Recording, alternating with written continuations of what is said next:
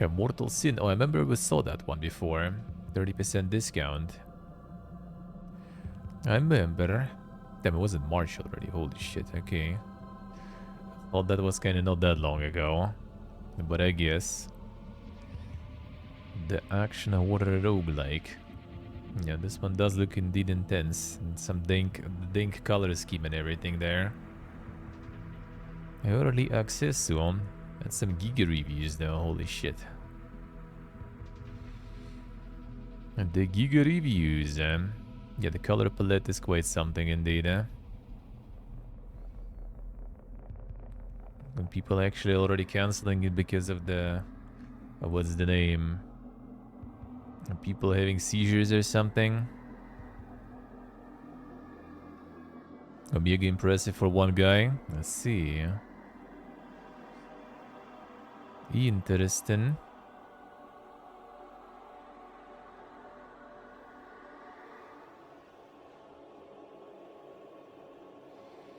Very nice. Very nice. Might be a little dank, but indeed nice. The Makami HD on sale. Marvel Midnight Suns. Poog.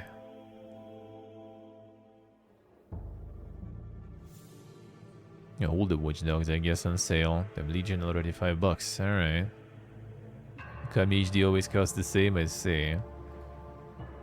Always that same price, man.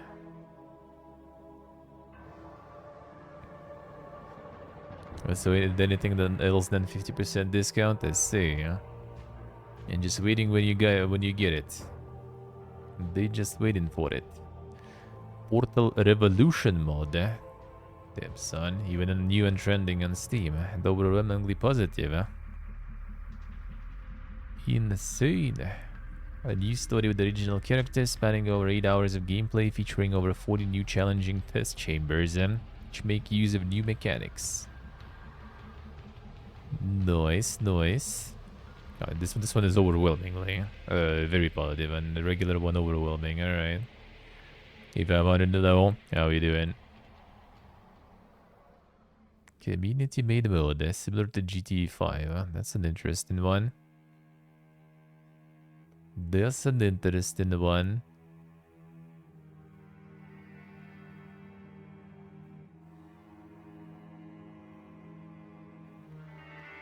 Seems very good. Seems very good. Alex Jones NWO Wars. Damn son. I just don't remember. Did he get like with his stuff banned from Twitch or anything before he just like watched some of his face or stuff on the in the trailer and get fucked or something? Doubt it, but you know, you never know. You know. Very positive there. Damn, people actually going ham with this one. The official game. Editor, hello. Game is not a meme and actually supports him. Well, I mean, you know, I think he is a meme, and supporting him is a meme too. So, basically,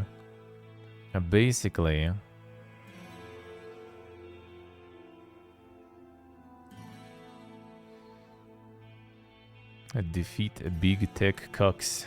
Holy shit! All right.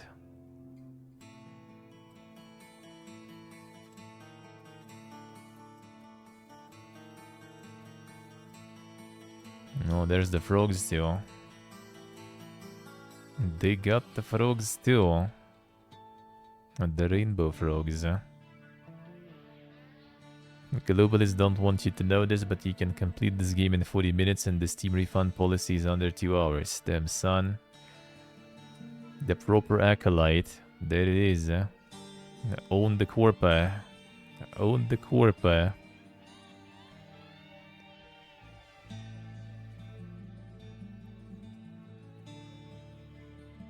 Still better than Starfield and with Gee Frogs, Damn son, the value then.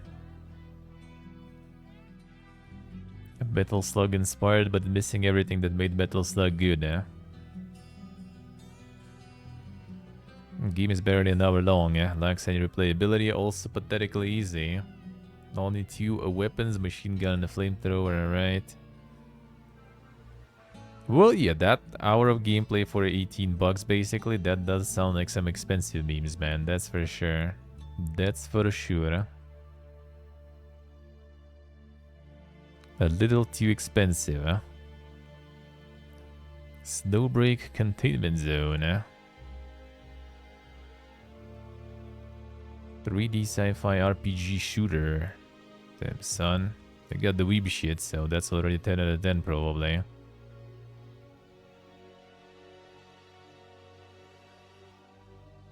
And that's how it works, isn't it? I mean, yeah, it's free to play also, so they're hitting two, huh? They're hitting two check marks there. Yeah, the weeb and free to play includes tags you filtered out hentai. And well, I mean, there is some jiggle physics, but not exactly straight out hentai, at least. Mostly positive, huh? Aha. Yeah, that's probably why. In-app purchases. There it is. Play co-op and Gigalink. Damn, son. The Gigalink. 10 out of 10. It's a free game. At least I expect it for it to run. And it even fails with that. Gacha isn't gambling, it's based on karma and luck. Apparently I have all the luck, but it's okay, you might have some too. Damn, son. The heavy copium there. So it is gacha, alright, I see how it is. I see how it is. Good game until level 40. When it becomes huge grind, there isn't enough daily energy. Classic, classic. That never changes. Quick cash grab and then refined mobile game. Probably be fine, it was released more than half a decade ago. Feels severely lacking. Destiny 2, but for weebs who are addicted to gambling. Damn, son.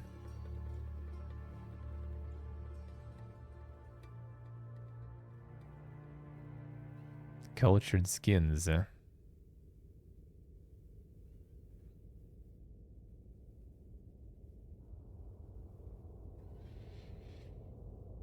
Let's see how it is then.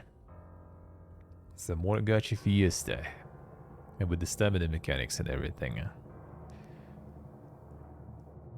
There's a nope. A Milo in the Christmas gift. Another free one. Free point and click with cats. Guess did for the holidays. Yeah, 22nd December. I'll see. Point and click about the cat. Very nice. Help finding one runaway Christmas gift. There's like a whole series there. A Mile and the Magpies, I see.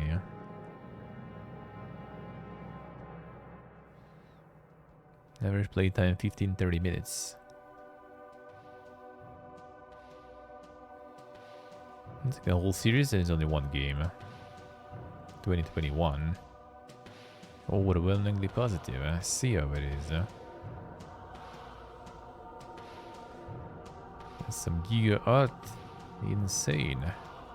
The handcrafted point and click. All that for $1.4. Can you imagine? And then the Christmas gift too. For free even. A very poge. That's what I call value, man. Few nights more at Genesis. Prologue, I assume. A roguelike turn-based RPG, based in the world where vampire lords seek to conquer lost territories and their place in the world. Sign and defend your strongholds, slay your enemies with traps, and fulfill your lord's true potential, slowly conquering what is rightfully yours.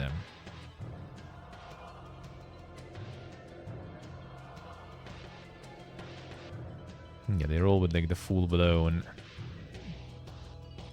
production with the actual trailer, but I need gameplay, bro. Your insane lore and stuff is nothing but no gameplay. See how it is, huh? Alright, this one is like that. Haven't implemented the gameplay yet, yeah.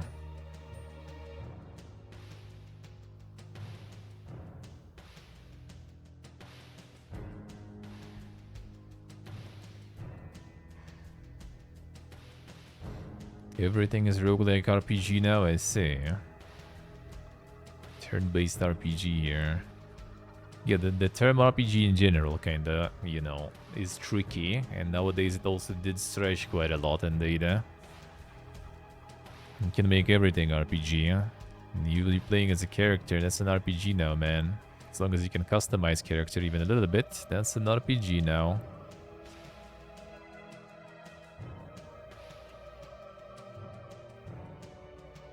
The main genre is an RPG, you're screwed, I say. I mean, I don't think you're screwed, really. I kind of doubt it, but yeah, it just kind of like the categorization in general on Steam is kind of PP again. Especially since, like, most of the time, all the tags and stuff are assigned by people. Then, yeah, the tags become a weighted think. Secondary tag that everyone uses, I see.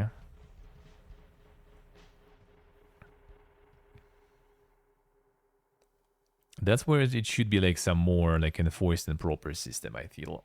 Otherwise it's gonna be a fiesta. Yeah, everything gets RPG tag. Just like everything for memes get like, you know, the hentai and other tags, right? A visual novel. Just so people filter them out.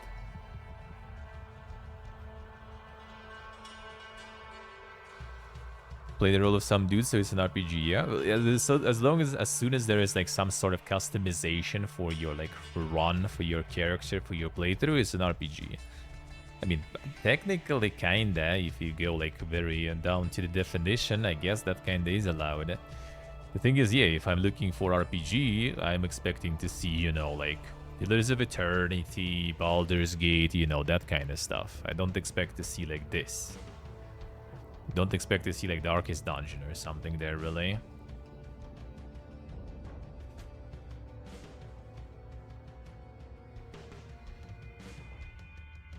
Silton, I see. Character creation, story decision, don't build. Yeah, exactly. Like, if anything, like, it's something with RPG elements, but that's the thing, like, on Steam, you can't really do that, right? That's how they were calling, like, stuff like, I don't know, like, Bioshock, for example, right? Like, FPS with the RPG elements. That's how it was, huh? So, like, why, like, they need to, like, do... It becomes kind of, like, similar to, like, Twitch in a way. People trying to put, like, tags to their games. In a way, it's kind of, like... I mean, obviously, it's also, like, the players putting tags, right? But first of all, like, even developers want to assign and to boost some of the tags, right? And they try to assign and boost tags that have more, you know, kind of like... what was the name for that one?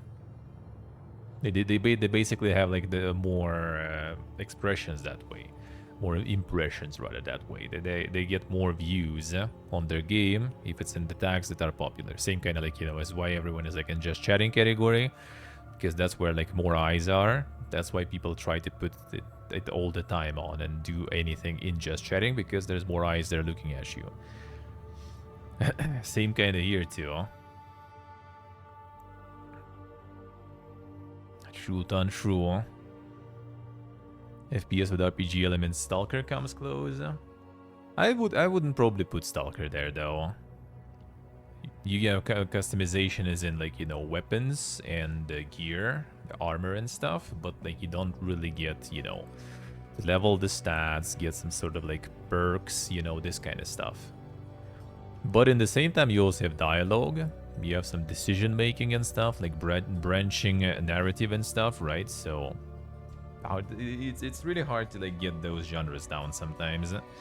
It all becomes like, some people also like, you know, Dark Souls and RPG, and I mean, yeah, kind of true. You don't really have like stories like served to you with a teaspoon, you know, like, and you need to like to scoop it like from some very inconvenient places also.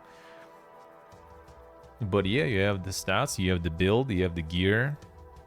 Why not?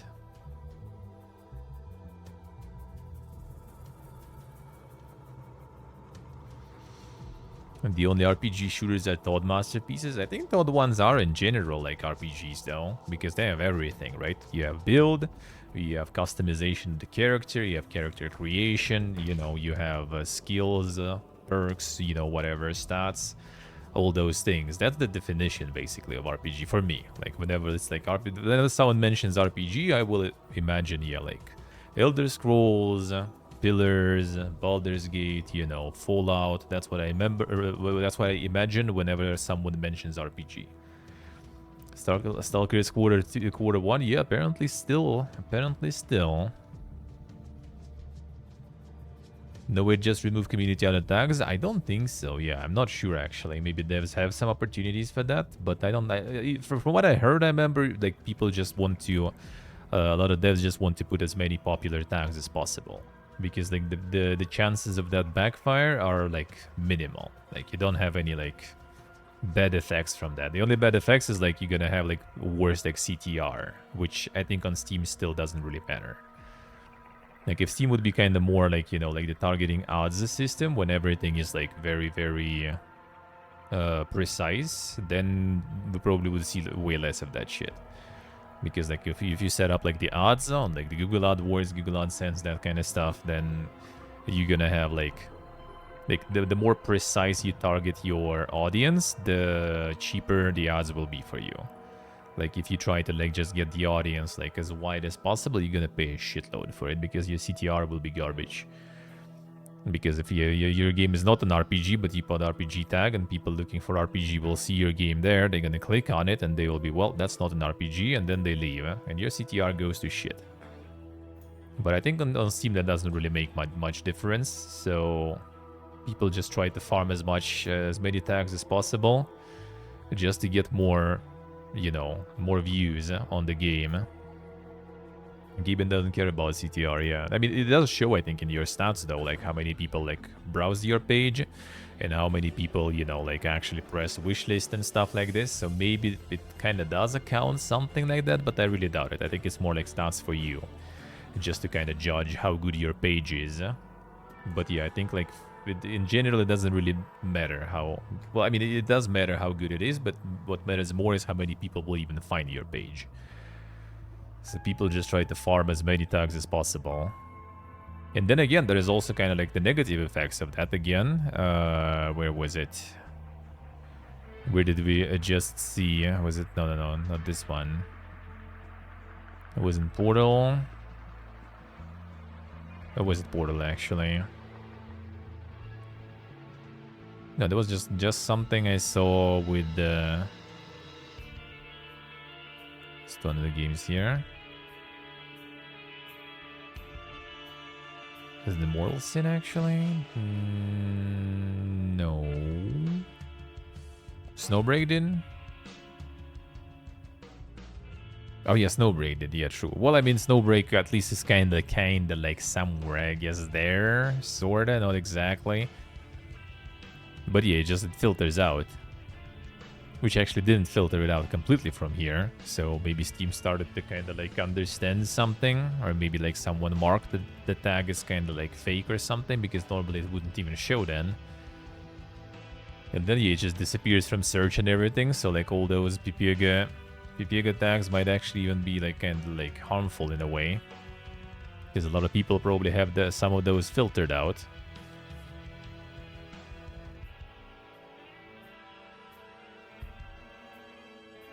Unite Penguin Kingdom. Damn, son. Got the Penguin Simulator. Yes, Zilton, I see.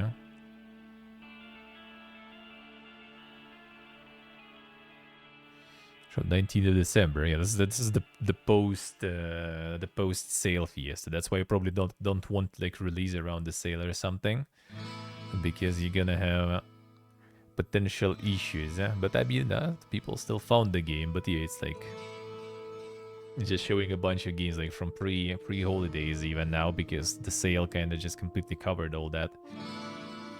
Maybe you aren't the Master Chat Simulator. Yeah, seems like it. Seems like it. Someone like the idea, like what was that, Timberborn or something? and decided to go with penguins. Well, now they need some cats or something. That's gonna be Insta Game of the Year. Like this, yeah. Overwhelmingly positive already. Find them cats. Again.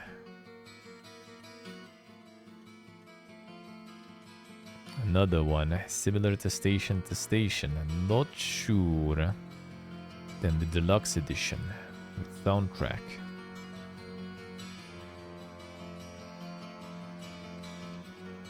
A new game wishlist, a capitalist cat. Damn son, 100 capitalist cats.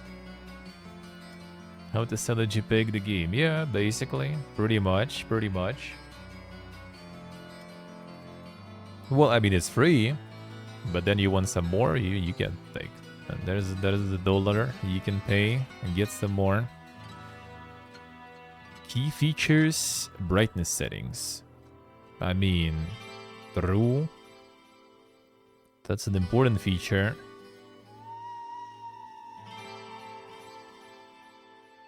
Yeah, ignore Papalog here again. That one was like early December, I think, wasn't it? Not that early, but still. Seen that before. Weighted ink. Grand Blue Fantasy Versus also, I think, was seen already before. Yeah, 14th of December too. Top sellers, the Steam Deck. A little company. Still Naraka going ham. There's still like yet to see people playing Naraka, dude. It's also not a ghost game. It's so popular, but you never see anyone playing it. Like, what is this, man? What is this magic?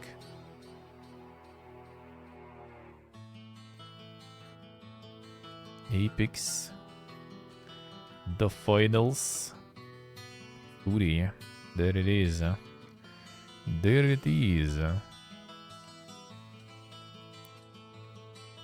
Super normal. Some horror stuff.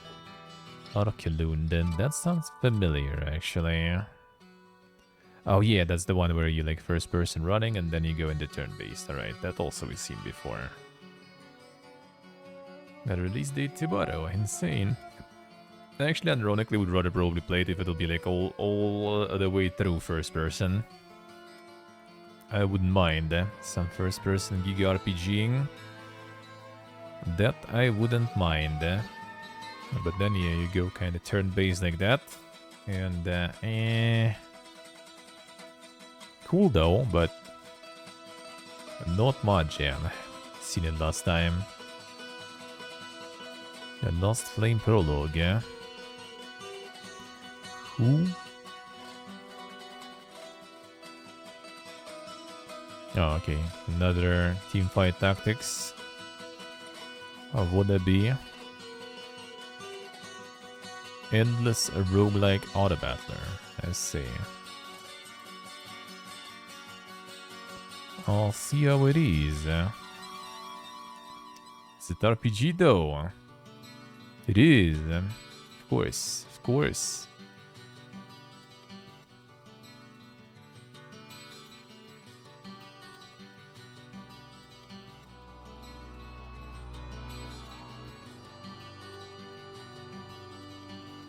Like the Testament, not sure about that. Primateria. Epic Journey. A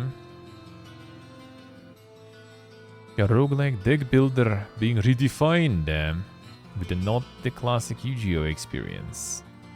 Fuse cards, battle divine beings, navigate through universe teaming with challenges and surprises.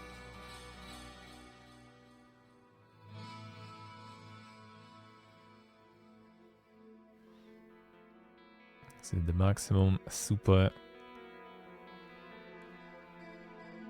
The ultimate state aspire there, right?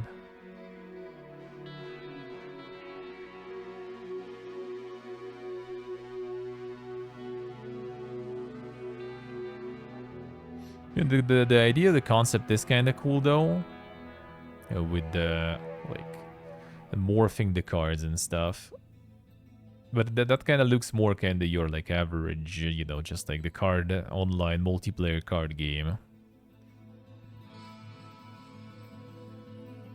So kind of not sure. Not sure.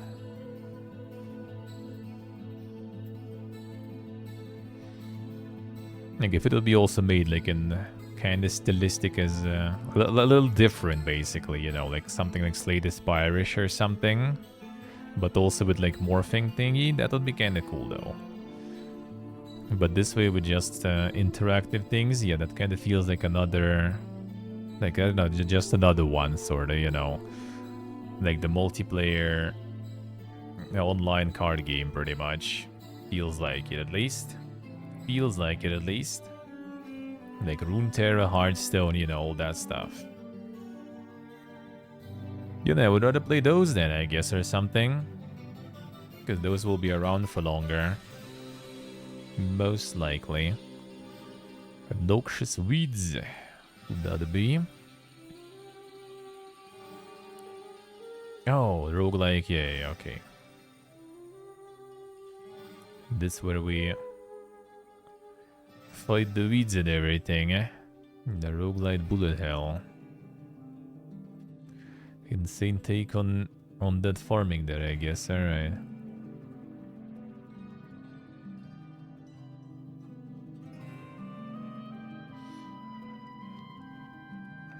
Harvest of the day. Another one, eh? I guess we'll see how that will go. Early access. Some Vampire Survivors likes are kinda nice to play sometimes. This we saw, the other dungeon RPG thingy. The oldest and most abhorrent prophecy become reality. Buried Born's army can revive forever. A long-awaited sequel. The easy-to-play turn-based dungeon RPG series is finally here. Long have we waited. Yeah, the Nazi game, by the way. The Nusi. Where is Kagik? He would tell us what it is, huh?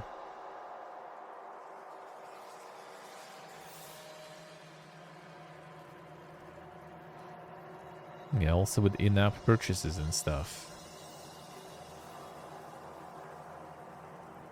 Long-awaited and redefining, yeah. The Beauty Factory. Oh, this is the one we played demo before, I think, was it? Yeah, more playway. More playway. Another one. There'll be another banger from playway, seems like. Alright. Yeah, Momodora we saw before. That we saw 11th of January, alright. Yeah, Momodora series is quite an old one. Seem pretty nice potentially.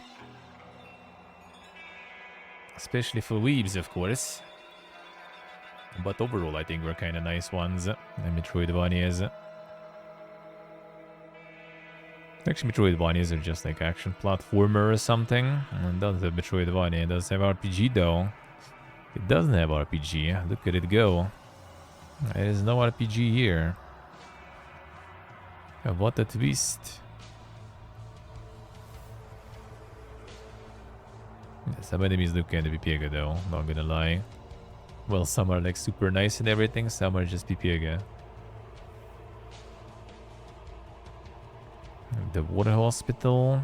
That's supposed to be also a while ago or something. Okay, it's from Naken, alright. There was like also some like water hospital simulator or something like that, I think, from Playway. Or from someone else, at least. The Rains, Three Kingdoms. Then these guys are farming now. They just get like rains in a whole bunch of different universes or something.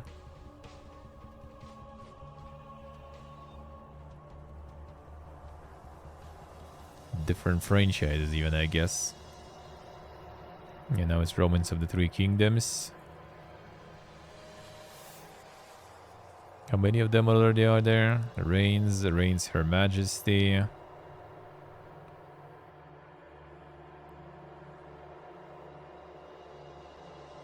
Not that many actually yet. So that's kind of like the third one, I guess. Alright. I kind of for some reason thought there were way more at this point already. Like any hidden gems, eh? Damn, Diablo 4. A very hidden much gem. Yeah, not sure about next season. Oh, sorry. Not sure about next season. We'll see. We'll see. I think some of my friends gonna be ditching. I'm probably also gonna be ditching. Otherwise, maybe. Still looking for the gem in Diablo 4. Mostly positive, eh? Yeah, the last season was actually good. Did the whole bunch in it. It's just kind of I still like, still not feeling like more. You know, I already had enough for some time. It's in general, I guess. Like maybe I'm not like super ARPG prepared. Eh? Like every season might be a bit too much for me.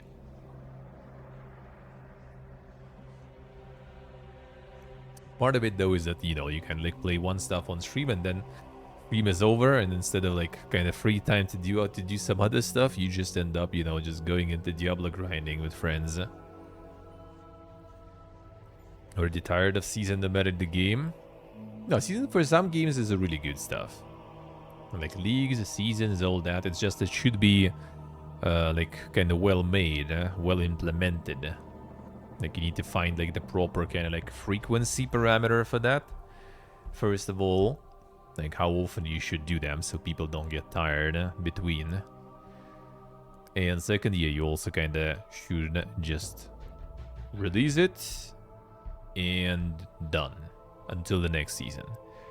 Diablo 4 doesn't do that. Diablo 4 still kind of tries to go some sort of like fucking MMO approach or something. So like the season is out, and then they kind of tune and tweak it through the season, and then you also get like some new content and everything being dropped like at the end of the season when there's like 1 month left until the next season. Like, bro, why?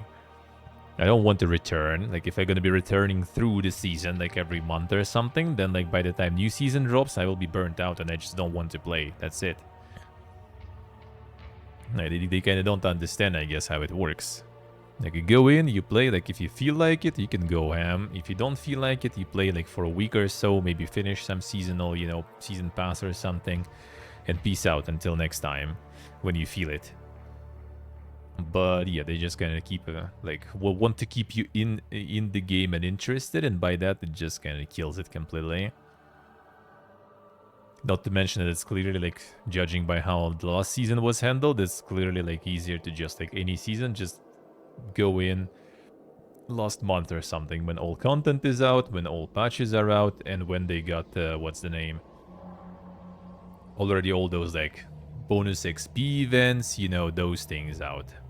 Like, for example, like, we were farming and stuff. Like, first of all, like, while we were farming already the dink stuff, right? They started changing how often that dink stuff drops. So, like, we were starting, it was, like, complete pain in the ass to get that shit.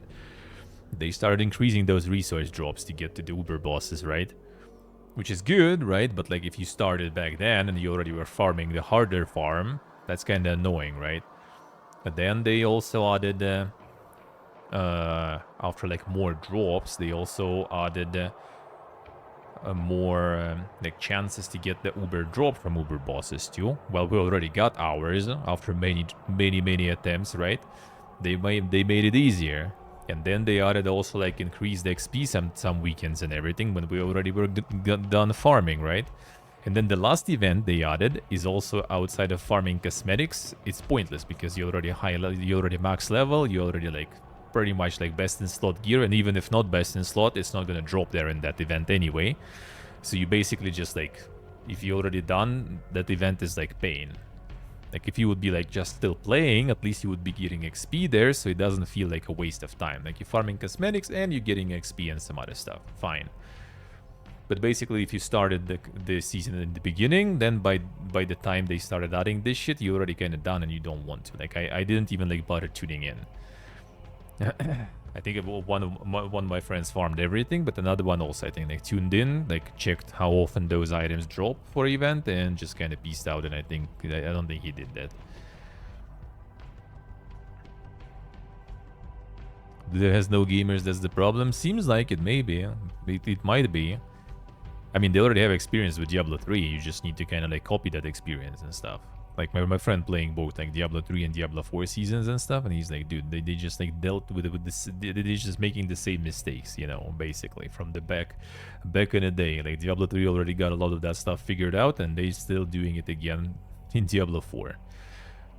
Which maybe, I mean, you know, that's also the thing with the like the huge corp and stuff, I guess, because it's not, you know, like if you are like just a guy working on that stuff, like you don't get like that game attributed to you. You're just like part of the team, right? You're not like, oh, it's like Pipi Maldini, the creator of Diablo 4 or something, right? So like you just you know, the cogwheel in the system, you can just do whatever you want. So I think in the end it ends up actually kind of like doing all the same mistakes and then fixing those mistakes just so you can get like, you know, pat on the back. Oh man, nice, you fixed that mistake. Doesn't matter that that mistake was fixed already in previous games, you know, like decade ago or something, or by competitors, for example, in another game years ago. You just kind of like just, well, we fixed it, we made it better. Nice, damn, yeah, you're gonna get a bonus at the end of the year.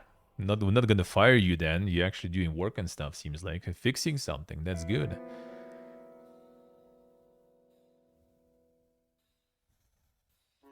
To continue the mega grind of Korean MMOs.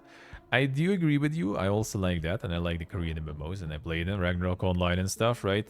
The thing is, like, nowadays, I am maybe too old for that shit, but I think it's also kind of has to do with the just amount of things you can do. Like, you just don't want to lock yourself in some game for too long because there's so much good stuff, especially as a streamer, right? Unless you're like one game streamer or something, or like, you know, kind of like have to focus on the just limited amount of games, then that's kind of fine. But as a variety streamer, I just kind of like lose interest playing like the same stuff very fast because there's so much you just miss by like sticking with one game for even like a month or something. Like hardcore, you miss so much shit, it's insane.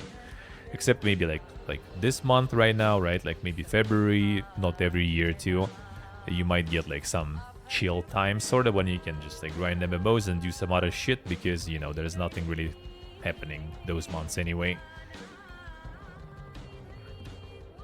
But yeah, I mean, just like that's why I actually kind of like, for example, with Ragnarok Online, I think like seasonal modal would be amazing because it like the fun, the cool part of Ragnarok Online is actually kind of like, you know, getting in, like starting up, going through all those areas kind of fast, right? Getting a lot of loot, getting a lot of drops, you know, kind of like everyone is still a noob sorta, right? Everyone's like one good drop, for example, or something can like make a huge difference because, you know, it might be something you can sell for a lot, maybe even exchange it for some like microtransactional stuff if it's a really good drop and shit, right? It's basically kind of like the start is good, like first couple of months always fun. Then everyone is already like capped and stuff, like MVPs and everything are being like farmed on cooldown by like just few people who are like super try hard with that shit, right? And everything and everyone is just already kind of done with the game, and then like online starts dropping, dying, and yeah, and it's dead in a few months already. And if it would be season, that would be kind of cool. Just like get some mechanics changes, get some sort of like goal for the season, sort of, right?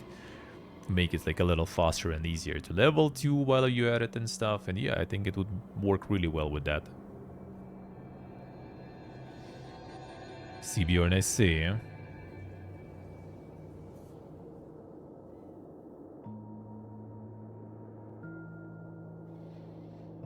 LaForce trying both, achieving nothing. Well, I mean, it was still a good season though. Like, it still was pleasant to play. It was still nice. We got like all the, well, max levels, got Uber gear dropped and everything.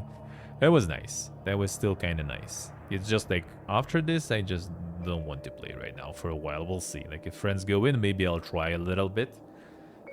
Maybe really even like stream like in like the first days of the season just to kind of like, you know, if there will be nothing else to do, for example, maybe I'll stream like for a couple of streams just the start of the season, and then I maybe like gonna quit anyway because I just not sure if I want to grind again. Not sure. The memories are still fresh, which comes back again to this thing with the breaks between seasons. Like I feel like 3 months not even like that good. I think like 4 months would be nice, like 3 times per year or something. Maybe good. Maybe good. But yeah, depends on the game too, of course. Depends on the game. Leveling, I don't really like. It depends. A different approach though. Like in some games, leveling feels like pointless garbage. In many like modern Western MMOs, for example, leveling does feel like garbo though, because you basically level to start playing the game. That I don't like. Like you pretty much just kind of like everything happens in the end game, and all the leveling is just basically you getting in the end game. In some of the older games, like Ragnarok, for example, and some other MMOs, leveling is already the end game. Leveling is already like the process. The process of leveling is already kind of the end game, sorta. Like that's already what you play. That I don't mind. That I usually don't mind. In many like Western ones, you literally just kind of like, you know, suffer. You just like run those quests without reading them as fast as possible, right? You just like do some like as much as possible, some skipping and everything, just to like faster get to the level when and then you're like, whew, now I'm playing finally the game. Like that approach I don't like. In Ragnarok it kinda didn't feel like it. Well, in old Ragnarok it kinda did, I guess, because like you also, when you low level, you just literally like don't even play the game much, because your like mana amount is garbage, regen is slow as shit, and you basically like most of the time, unless you like auto attack class, you kinda like spend half of your time just sitting on your ass regenning.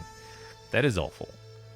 When they got like some of the revamps of the old mechanics, then it became kind of a bit better, because at least like early levels you skip pretty fast, and then you get to the point where you actually kind of like feel something, you know, when you kind of do something. It's not even like about like it's like you playing already like some sort of class, so you feel it. You have skills and you use skills, and not like many classes when you have skills like, I don't know, like if it's a hunter or something, right? Like you have like double strafe, but that costs like what, 12 SP or something, and then you have like 60 SP like total. So like 5 double strafes. Well, shit. Now you're gonna be sitting for like 15 minutes regenning that shit. Yeah, Bjorn. Yeah.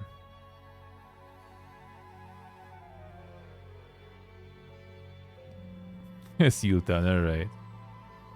Let's see.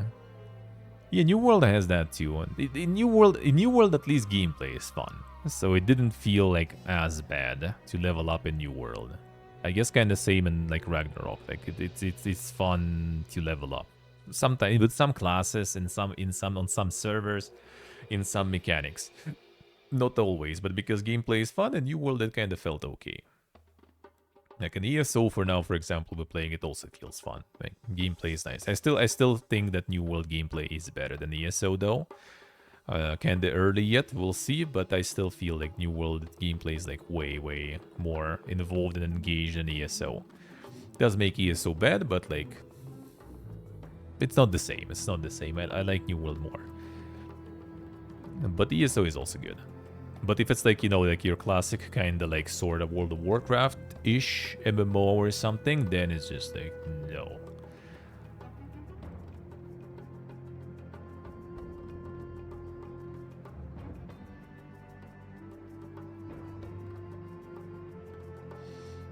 Yes, Dave, yeah, you don't really look at the levels that much, yeah. Like, if anything, you look more on the levels, like, you're more excited to get levels on your weapons and stuff. That gets you kind of, like, more excited. And that's also something I like, because, like, this, like, sub-level system, sort of, so you have, like, your character levels that are taking longer, but you also have some sort of, like, other things that you're leveling, and you get this dopamine burst, you know, still happening. That's kind of nice. I like that. That ESO kind of also has a lot, with all the different skills and stuff you level just by playing. That feels kind of good. That's nice. And that's why Ragnarok and like newer mechanics also feels kind of better, just because you level faster. So you kind of like have the feel of like the progress and the visible progress of your like XP bar. You play like Ragnarok Classic back then, and you just kind of like, you know, spend the whole evening and you like got like 1% of level. You're like, damn, nice. Or if you like managed to die, then you lost that completely and need to redo again like the hour or two of leveling, and you're like, well, shit. Which is also kind of, it had its own, like basically like getting like max level and stuff. That was, you know, damn son, you have this like glow around you and you can sit in the city. That's kind of poke. Like actually in the classic, I never really got to 99. I was always kind of like switching servers or like, you know, like switching characters or something. Always like in like 96, I think, or something was probably the highest, or 97.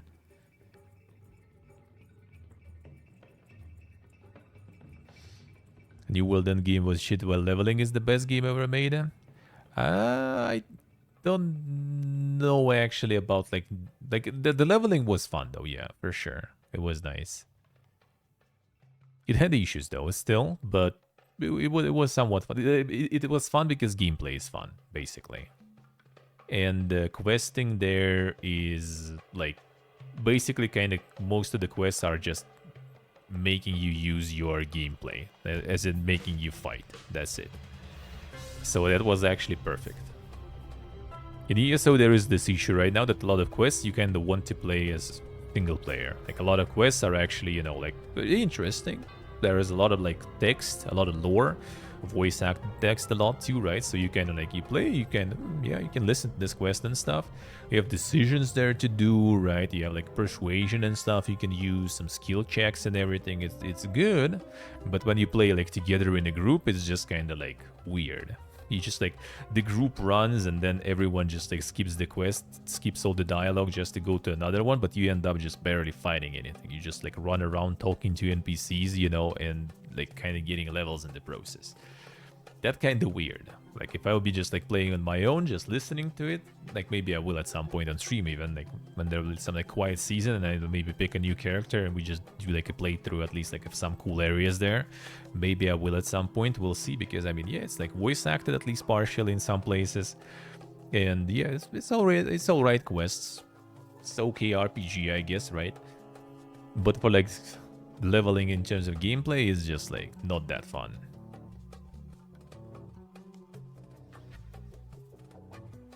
If you want to level fast, you don't do quests. Wait, what do you do then for level? Well, I mean, you go dungeons like once a day, sure, just to get the bonus XP, but then not sure.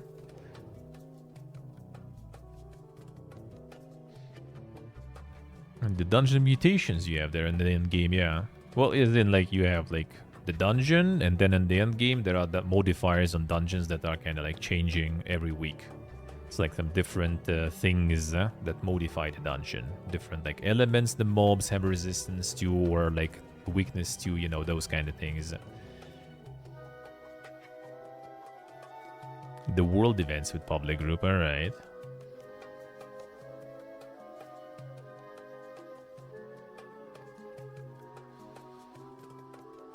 Yes, you see, alright. Need to actually pay up to see a new world end game.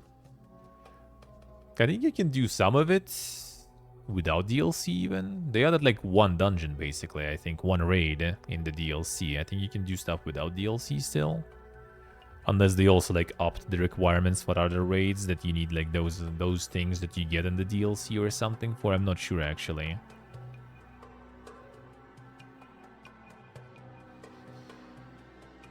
Let's see, remote, I see. Not true anymore. ESO where the DLC is like $9,000. Well, ESO like you can still get on the Epic Store. You get like, after all the discounts, for $10 you get everything. Deluxe edition even. And if you get the deluxe edition, by the way, you get deluxe editions of all previous expansions too. So you get all those like horsens and other skins also. That was pretty cool, I guess. I mean, it's not like I needed the deluxe edition. It's just like basically the difference was like a couple of bucks. And, you know, like without deluxe edition, I would need to also like add something else to the card to get the discount. And deluxe edition was exactly pretty much amount to apply the discount. And I was like, well, shit, all right. It was like $10 and you get $1 like back of cashback. So like $9 to get all the expansions and everything. I mean, that seems alright. That seems alright. But yeah, dungeons are endgame. Dungeons were kind of fun. We did some dungeons together. Well, we still have peeps playing. Then peeps started kind of piecing out and we stopped playing already because playing with randoms, I didn't want to. Doing raiding and dungeons with randos, I did not want to. So we just kind of stopped. Maybe at some point we'll return, we'll see.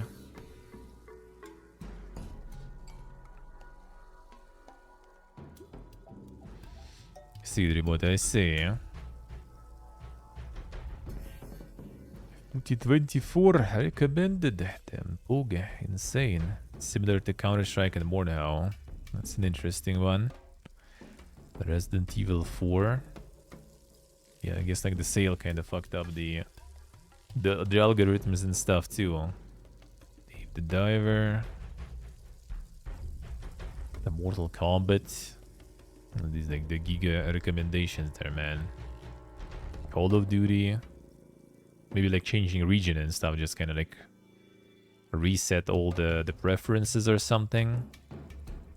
So now just kind of like showing me all the super boogie woogie butt shit stuff. Last of Us. There's my all the indie no-name games and everything as usual. Come on, dude. Come on. Gibbon recommends everything that sells like crazy. Usually it was way better for me. Usually my recommended queue was really cool. Like there's like a lot of hidden gems and stuff. A lot of like meme shit with all those games with like botted reviews and everything.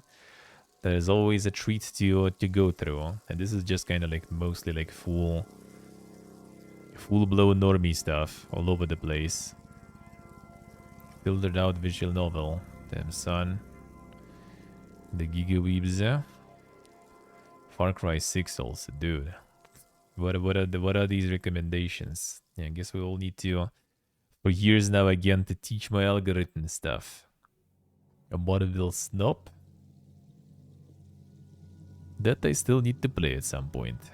I still, for science, need to do that. To see how they did the simultaneous turns and like the fast-paced card deck building combat.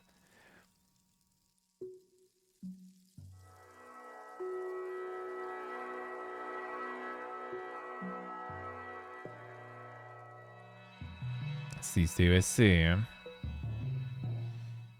A bustling world. Open world RPG game. Oh, they got like the RPG in this. That kind of seemed first kind of like some sort of like tycoon or something there. Farm breed. You can breed. Let's go. Crowd build, fight, kill, establish a regime, run a country, and conduct diplomacy, wage war, create a city. Openness, freedom, and limitless are the game's biggest features. Yeah, see, localization is also probably quite the feature there, most likely. It's gonna be. It's also RPG, but it is in the end still kind of tycoon, I guess, in a way. Or not. Still don't get it. Still don't get it. But you can breed, so yeah, let's go. Insane gaming.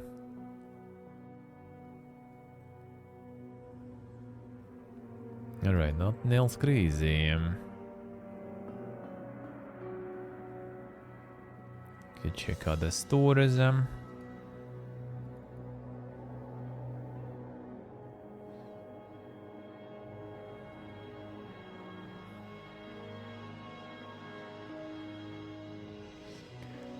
But yeah, you don't get everything in ESO for sure. Yeah, I do know, but you don't really like need that stuff if you like, unless you go in like super giga try hard stuff, I guess. Like there's like separate adventures, right? You can also buy, but some of them you can buy like with the if you roll the subscription if you really want to. 50% of the zones are locked? No, I don't think so. No, don't think so. Weren't the adventures just basically kind of like mostly dungeons and stuff there? Like the raids and everything?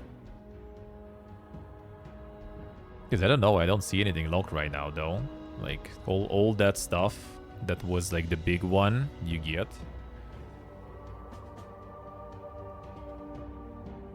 Don't if you have their sub. I don't have the sub though.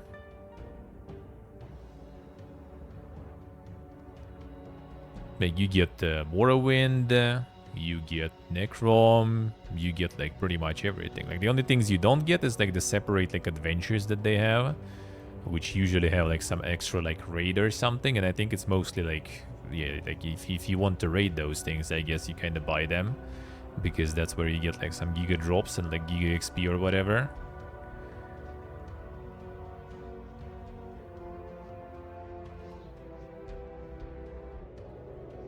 Skyrim Zones almost all are DLC.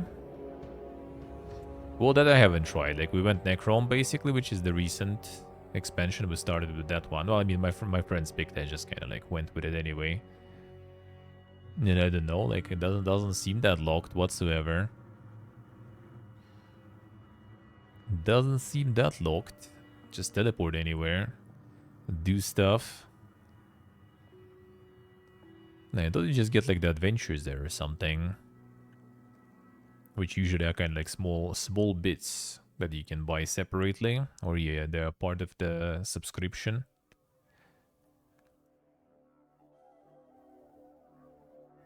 Played fairly recently too, but did you get like the upgrades with all the expansions?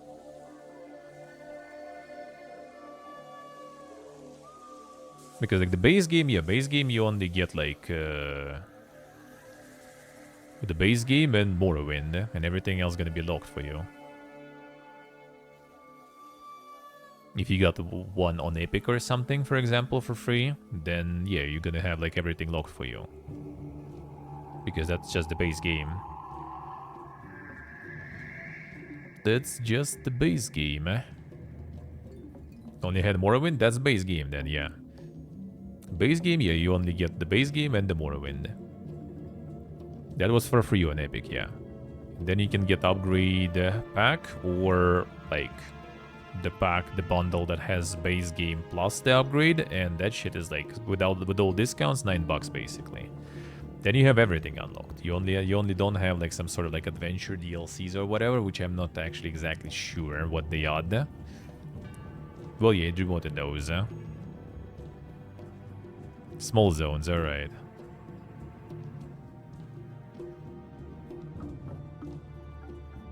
Yeah, you get like the bundle, you get everything. You get everything except for the small, yeah, extras that you have in the subscription, or you buy separately, I think, right, from the in-game store.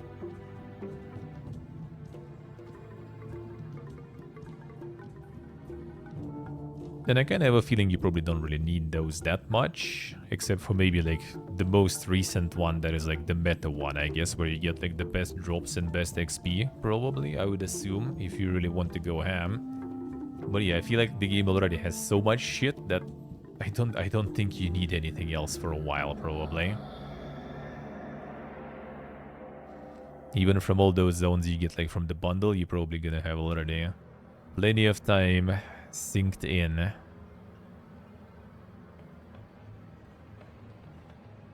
Yakuza Complete Series on the Flash deal. Damn, son. $25 on GOG, by the way. Full complete Yakuza series. The last day.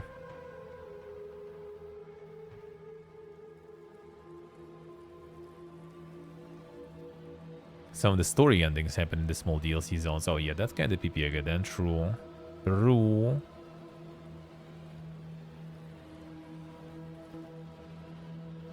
Is it really the complete series? Probably Notion.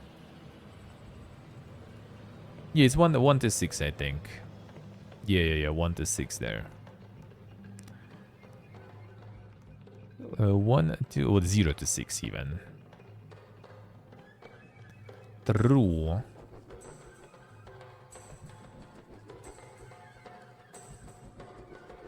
So yeah, no 7. No 7 for you. And other stuff.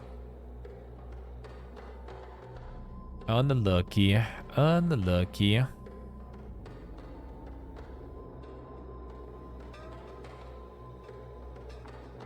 Got the winter sale and quarter.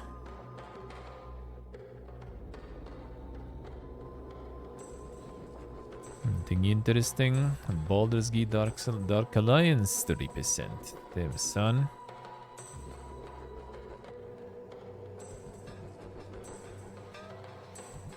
Yeah, the Morrowind on 75% discount. And what a time to be alive.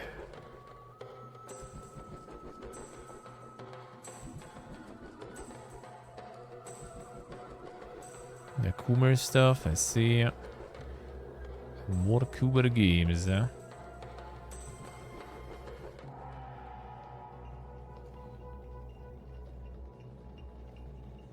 Upcoming Stalker, there it is. Upcoming. Did the Grindizer out already? Did it release? Oh wait, it was released already in November, even 24. Damn son. So that one was still not out yet. Be first to rate. Damn son. No boomer weebs there. To play some Grindizer. Damn son. Who is this? Diablo. Diablo. I think that's actually already, yeah, that is actually indeed the jungle time. The Act 3.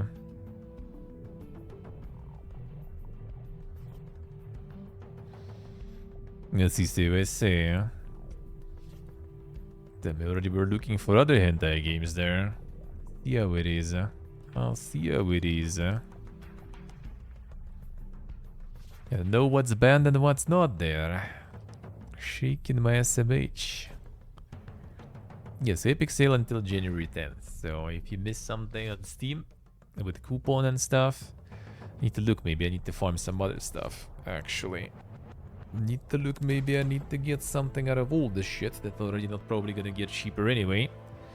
Maybe.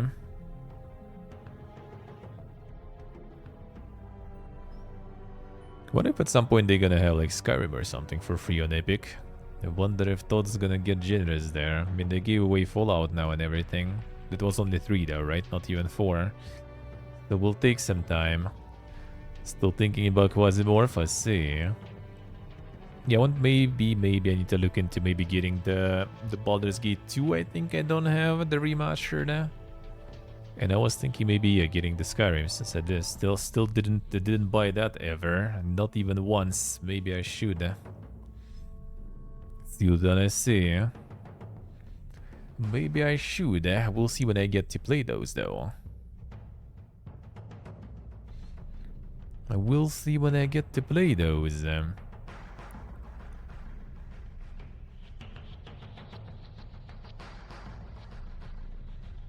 Yeah, and Guardians of the Galaxy also still for free until 10th of January, 11th of January even. That's good. True save, I guess, yeah. That will take some time though. That one will take some time to play through.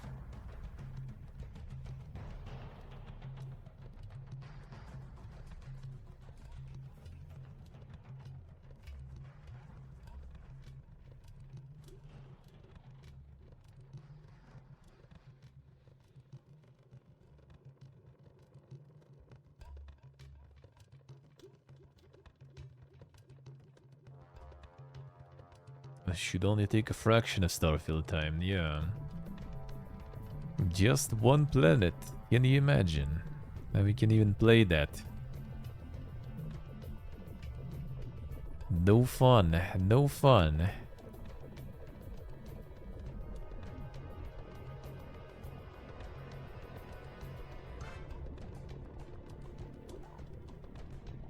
The epic browsing as usual, SPP again. As usual, PP again. The Avatar. Saying $70. Yeah, how about not? How about no? I rather pass. I rather pass.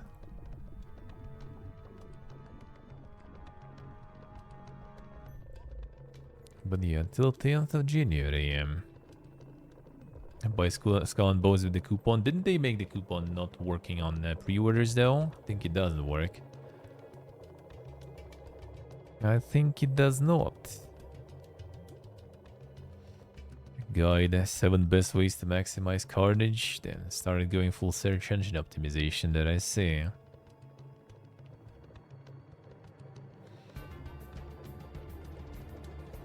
Insane. Hey Stork, welcome back. To get your celebrations in. Got this love must celebrated.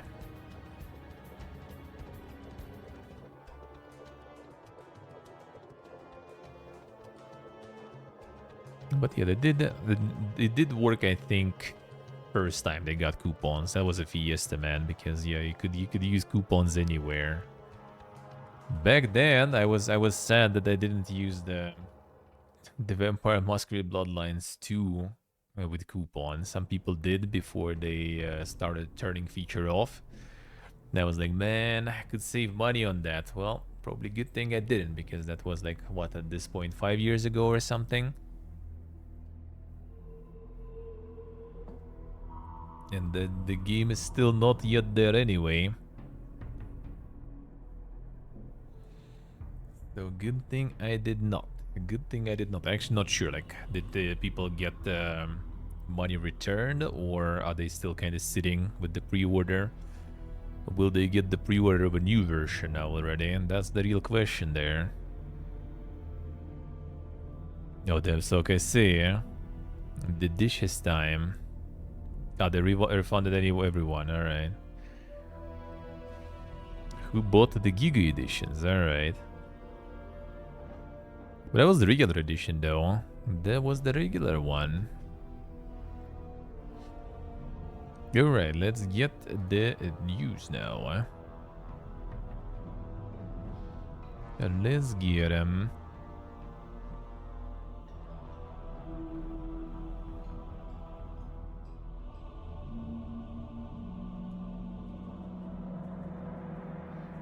Alright.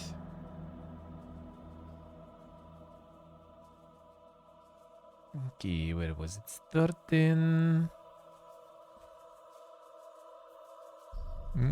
Okay amounts. Kinda. Alright, let's go. Well, let's go.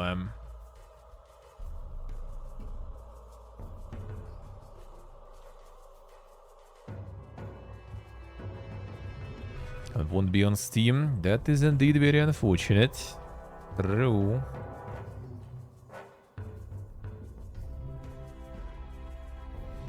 Ex-Activision exec accuses publisher of discriminating against old white guys. Damn son. Bobby. People accusing Bobby of being too woke. That's something new every day there. Former employee says he was laid off for a whistleblowing about company preference for younger non-white employees. And what a time to be alive. And Traxel.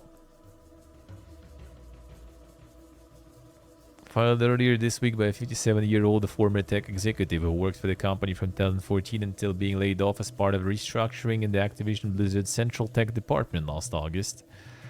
The lawsuit gives several examples to establish that Activision Blizzard discriminated against him, starting with the statements Bobby Kotick allegedly made at the leadership conference that the problem with Activision Blizzard is that there are too many old white guys, and the suit doesn't say exactly when the conference was. It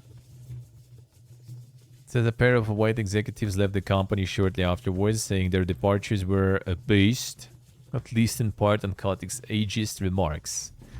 Well, I mean, ageism in the industry, I bet is kinda something, though.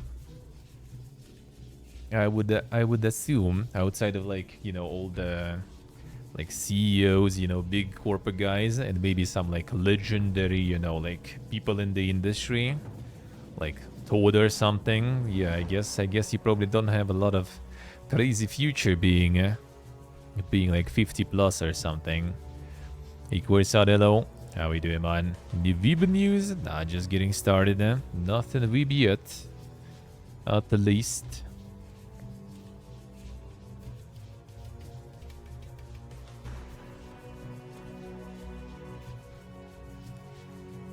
Ageism remarks from Bobby the Ancient, yeah. I wanted to be the only vampire in the room, eh?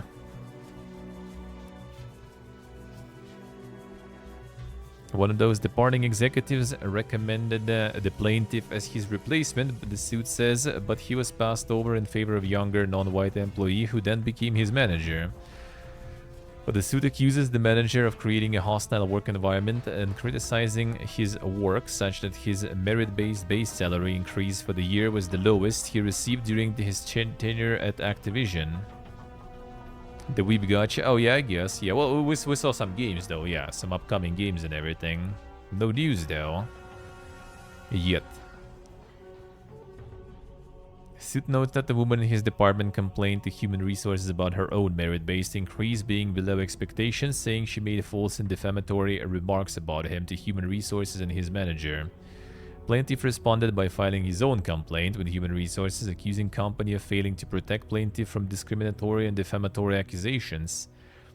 Plaintiff asked for checks and balances and made clear that plaintiff was first person to sound an alarm that a larger issue might be brewing.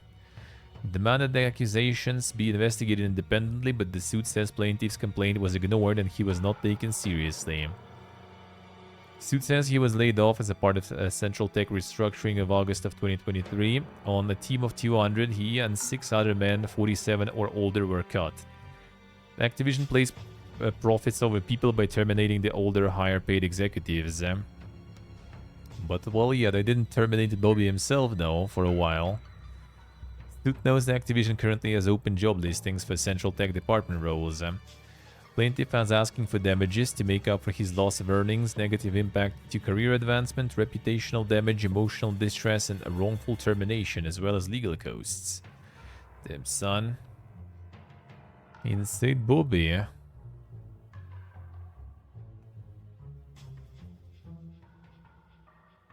After publication of this article, Activision Blizzard representative contacted the game industry biz to refer us to the publisher's equal employment opportunity policy. That sounds like a very cool story, man. Sounds like a very cool story.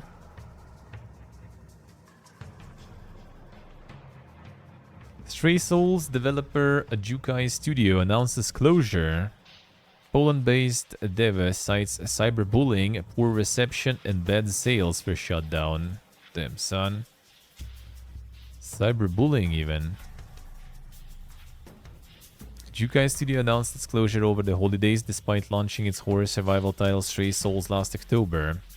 In a statement shared to social media on December 22nd, developers cited many reasons for its decision to shut down, including the closure of its publisher Versus Evil, cyberbullying, poor reception of Stray Souls, and bad sales. Let's see what it was. We did everything in our power to bring the project to completion in the best possible form, but throughout the entire duration, we, our publisher staff, other publisher dev teams, and our close ones were constantly attacked by a cyber persecutor, and some of you, as our community, were also tormented with unwanted messages and emails. We understand that you did not wish to continue actively supporting us for the obvious reasons mentioned above. Oh, so it's like, if there would be no cyberbullying, then people would love the game. The matter is now in the hands of our lawyers, so we cannot speak about it any further, but know that we will not abandon Stray Souls despite the studio's closure. Jukai Studios clarified that no staff had been laid off in the process, as it never functioned as a large corporation. Together we decided that each of us will go their separate ways. Ah, that's how it's called nowadays, alright. Both suffering from gamers there, yeah. It's all them gamers, dude, not appreciating the quality games. I just don't know how to play properly. There it is. A new Square Enix president pledges aggressive AI push in 2024. Further blockchain and cloud investments also in the works. Well, who's gonna be acquiring Square Enix soon? I wonder. That might be quite cheap soon. Square Enix will be actively pushing into generative AI field and exploring how it can be used in the company's internal games development. Plans emerged from Japanese publisher's annual New Year's letter from its company president, this time penned by Takashiro Kiryu, who took over from Yasuke Matsuda after the latter stepped down at the end of his 10-year tenure. Kiryu observed that while the potential for artificial intelligence had been debated for a few years, the rise of ChatGPT last year made it apparent that the applicability of generative AI was by no means limited to text. I believe that generative AI has the potential not only to reshape what we create, but also to fundamentally change the process by which we create, including programming. He continued, we also intend to be aggressive in applying AI and other cutting-edge technologies to both our content development and our publishing functions. In the short term, our goal will be to enhance our development productivity and achieve a greater sophistication in our marketing efforts.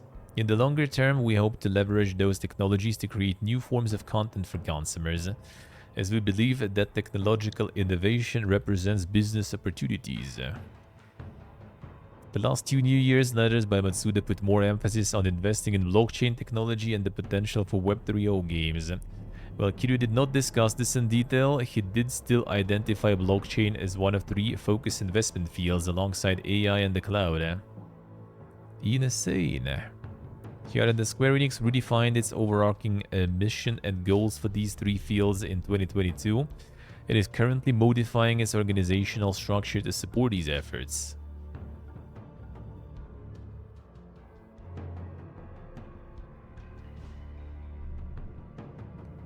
Yes, Eastman, alright.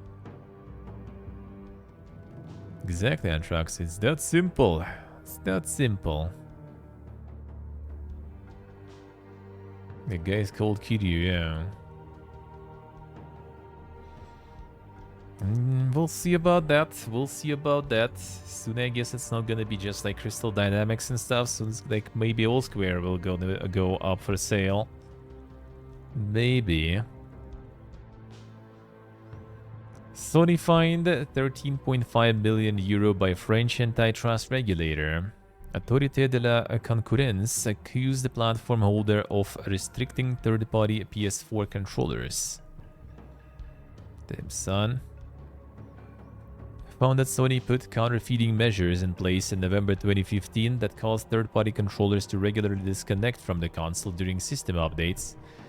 The competition regulator also found that third-party manufacturers faced difficulty in joining its licensing program, which it alleged that Sony refused to communicate terms and criteria to manufacturers who'd represented.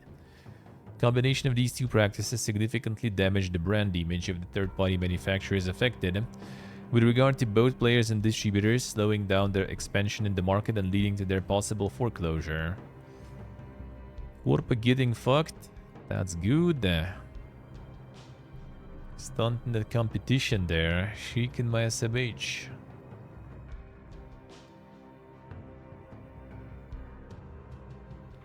Chinese official removed following stock tumbles from new game proposals. The move comes a week after regulatory body backtracked on planned gaming restrictions. So yeah, all those restrictions that were actually kind of like good on paper at least, they all got backtracked anyway. So Corp is too strong, man. Even for China. Even for China, Corp is too strong. Last week, government official was removed from one of China's regulatory agencies following a dip in gaming stocks in response to new game proposals. A withdrawn individual was head of the publishing unit of the Communist Party's publicity department. The department runs the regulators of China's gaming market, the National Press and Publication Administration. Yes, that was like spending limits on players. Publishers would be required to run all their servers for Chinese games in China. There was like a lot of like limitations on like the loot boxes and everything. Like there was like some things were actually good, but yeah, I guess Corpa too strong, not gonna happen. Reuters said that Tencent shares fell by as much as 16% and NetEase shares declined 25% after proposals were released. Yeah, like the daily login bonuses and everything. Like it's actually like a lot of stuff that is kind of nice to remove. Like a lot of those things that actually like do spend a lot of your time, just so you can like, you know, let me log in because I don't want to waste the good shit. Eased on the planned restrictions and said that it would improve them by earnestly studying public views, according to Reuters. Let's see. The communication is just bad. Well, it's not about the communication. Yeah, it's the thing needs to be padded out bit by bit. Yeah, it probably like it would be better to do this slowly, one at a time, and kind of quietly. Let's be real. Just, you know. Well, yeah, we're changing like rules, and then there's like a bunch of lines of like, you know, like random corporate governmental bullshit. There's just kind of this line, then like, you know, another line, and then you slowly kind of implement that, and then it will be fine. Yeah, they just went like full, you know, like cut. Hey, window. Hello. They just went full insta cut there.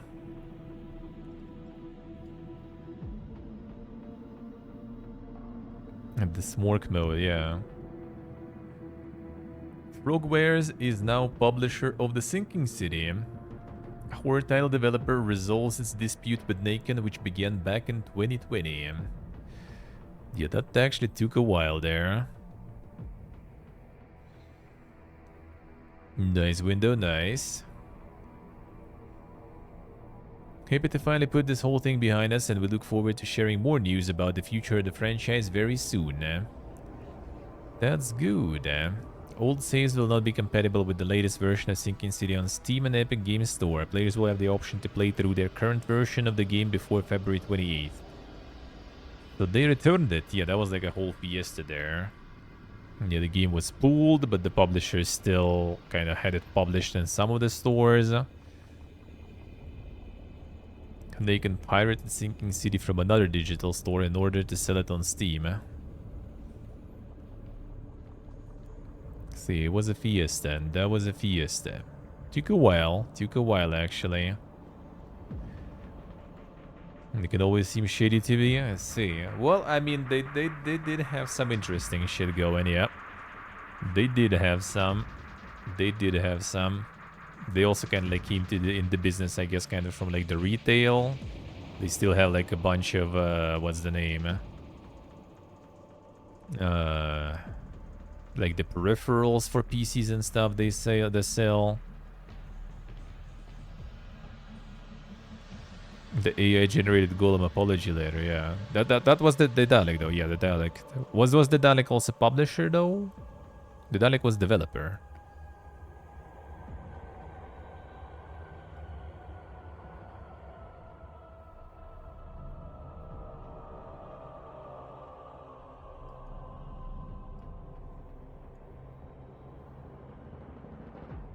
Acquired by Naken before Golem released, I see.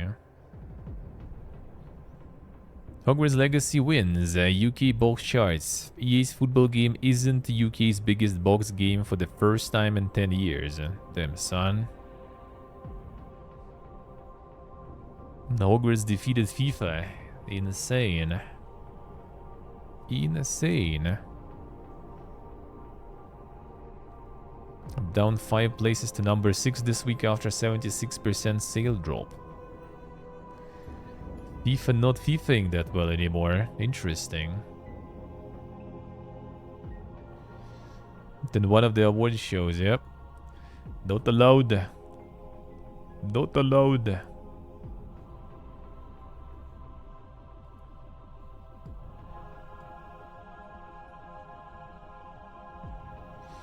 Xbox accused of using AI art to promote indie games.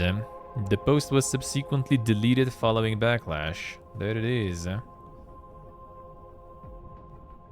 ID at Xbox been accused of using AI to promote indie games. December 27th, ID at Xbox shared a post asking its followers what their favorite indie games of 2023 were, accompanied by an image of a wintry scene. The post was subsequently removed following a poor reception, but the post was screenshotted and shared by other users to highlight the suspected use of AI.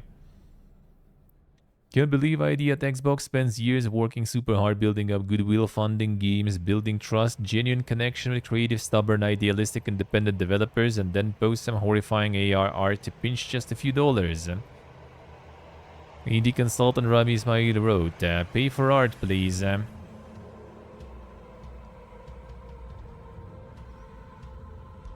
MTG AI drama, see. And welcome to, yeah.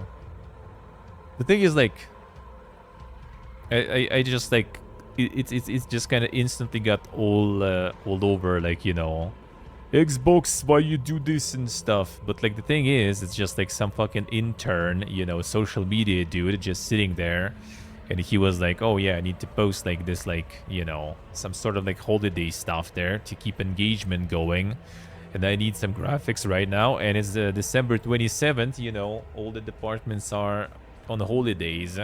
Like, I can't ask artists to draw me something, so I'm just gonna go and generate some and post. And then, yeah, and then because of that intern, everyone gets shit on.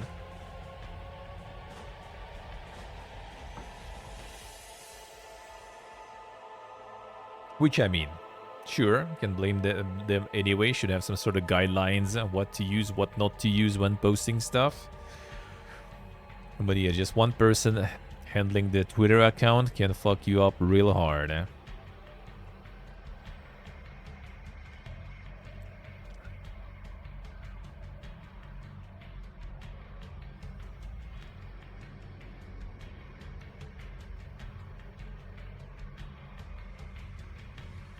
Turn out it's fucking dog shit. I mean, true, but yeah, as I said, it's kind of like they should have the guidelines and stuff for that. But yeah, it's like one stupid fucking mistake, but by some person sitting on the Twitter account, and boom, you fucked.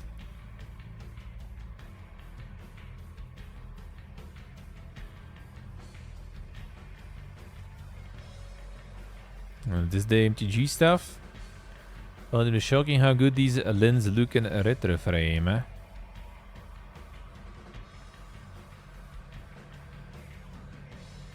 understand confusion by fans given the style being different than card art, but we stand by our previous statement. The art was created by humans and not AI.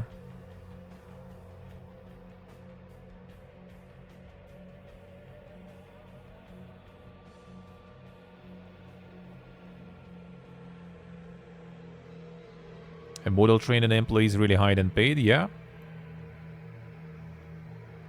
That we're gonna see a lot though. That we actually gonna see a lot probably.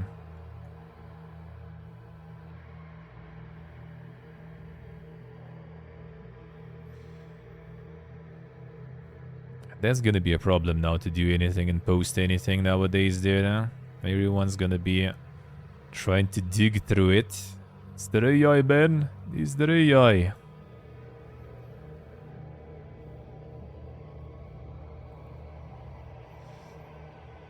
Yeah, he's doing that. That is actually quite often the case, yeah. That is quite often the case. Like one of the peeps we were staying at, he is a like graphical designer, not exactly, you know, like artist or something, just a designer, doing like designs for the football team. Hey, Portable, hello. How we doing, man? And yeah, dude just uses AI itself, yeah. So yeah, they just get paid for that. Get paid shit too, actually, but you know, that's how it is, and that's how it is. So the European football team that contracts, you know, like Russian dude living in Armenia right now, to do the design for them. Basically, social media posts actually. Social media posts he's posting. He's not like completely generating them, but he usually like has like some sort of like after the football match or something. They need like the results post or something on Twitter. So he just like takes like gets a bunch of photos sent to him from the game. He just makes like, you know, the compilation of those photos, and then he kind of like goes through like some AI filters and stuff multiple times just to kind of like get it kind of look good and stuff. So it's not like fully generated, but yeah, he does use that a lot. Nice Portable, nice. Sounds good, sounds good. Minus 25 there, I see. Nice, nice.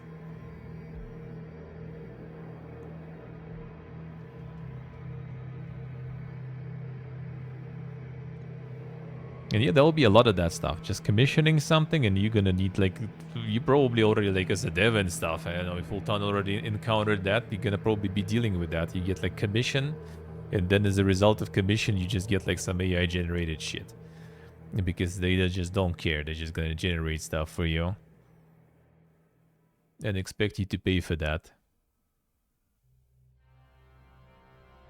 So you at this point already will need some sort of like the control department there or something that will be like vetting all the like posts on social media, you know, like anything you commission or something, you need to kind of like do the checks on so people don't think it's AI. So it's like, you know, it's not like offending anyone, it's not like mistranslated or something, can't get misinterpret or something.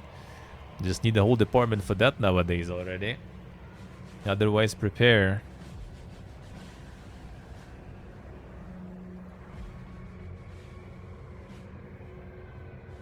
CD Projekt Red uninterested in being acquired. Adam Kishinsky says, we are passionate about what we do, we value our independence.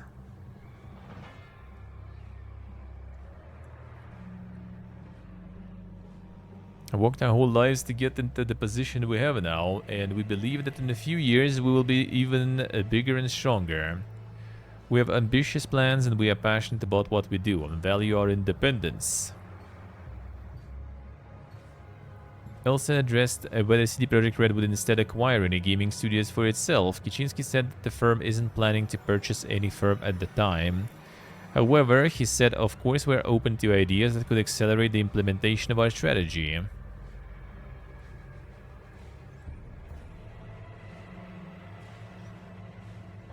Yeah, and that like you can see that a lot already. Like I'm not an expert. I'm not gonna judge. Was that picture AI or not? I don't know, man. I don't know. It's kind of the same as like, you know, people like seeing the game like that was a lot. That I witnessed that personally in stream, right? Like any game, not any game, right? But many games, and people would be like, "Oh, bro, that's some mobile shit there. That's some mobile art and everything. This mobile game, man." Like that's probably kind of the same.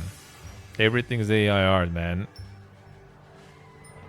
That would be indeed kind of hard to navigate.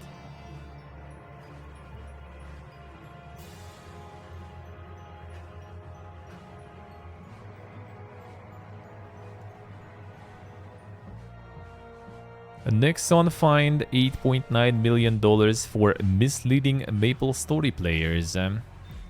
Penalty is highest amount given for violating South Korea's Act on Consumer Protection in Electronic Commerce. Insane. For allegedly neglecting to inform customers about probability changes to in-game items in MapleStory.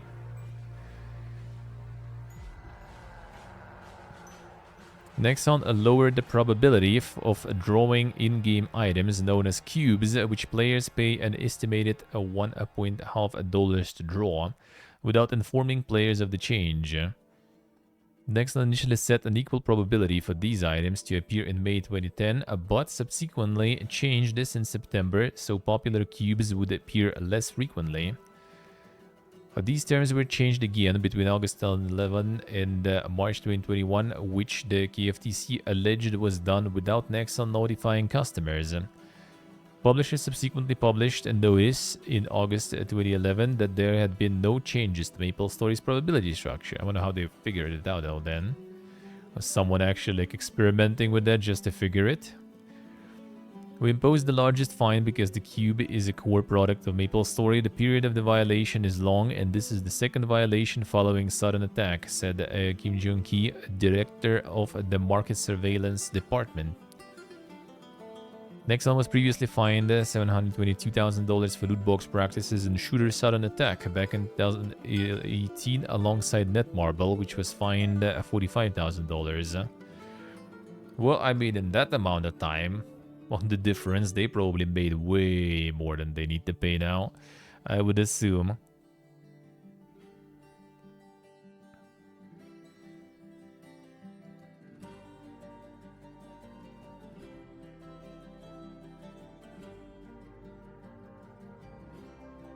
Dave the Diver sells 3 million units. Bintrock's breakout hit launched in June 2023. Not bad, eh? Not bad for indie game, eh? Not bad.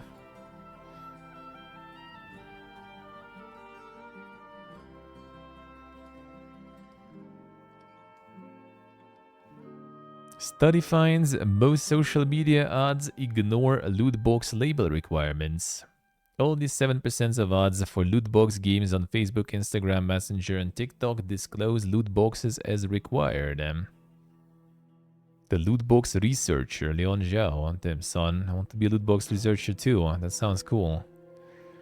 Released the results of his latest study into loot box advertising, which found that ads for games on social media routinely run afoul of UK and EU regulations when it comes to disclosing the presence of loot boxes or even in-game purchases of any kind. Probably so, probably. Using a list of games known to have loot boxes that he had prepared for a previous study, Zhao combed through Meta's ad library covering its Facebook, Instagram, and Messenger platforms and found 188 ads for 63 different games featuring loot boxes. Only 11% of those ads properly gave notice that the game contained in-game purchases, and just 7% noted that the game contained loot boxes. What's more, games were often inconsistent in making such disclosures. Only one game, The Elder Scrolls Online, disclosed both in-game purchases and loot boxes in every ad it ran. Damn son, the gigatode. Situation on TikTok was largely similar. Going through TikTok's own ad library, Zhao sorted the ads with the greatest number of impressions in the service until he had 100 ads relating to games containing loot boxes. Only 7% of those ads disclosed the presence of loot boxes. Hey, cara cool. Zhao found 130 ads relating to games that had in-game purchases of any sort, and only found 9, 6.7% were properly labeled. In both instances, every properly labeled ad on TikTok was for a game by Electronic Arts, while a host of big titles from Activision Blizzard, Sony Take-Two, Warner Brothers, and Ubisoft neglected to make such disclosures. However, Zhao did not hold up Electronic Arts as the model to follow for proper disclosure. He noted that in many cases, the disclosures being made were briefly flashed on screen in tiny text that was hard to read without pausing and zooming in, which can be impossible to do on those platforms.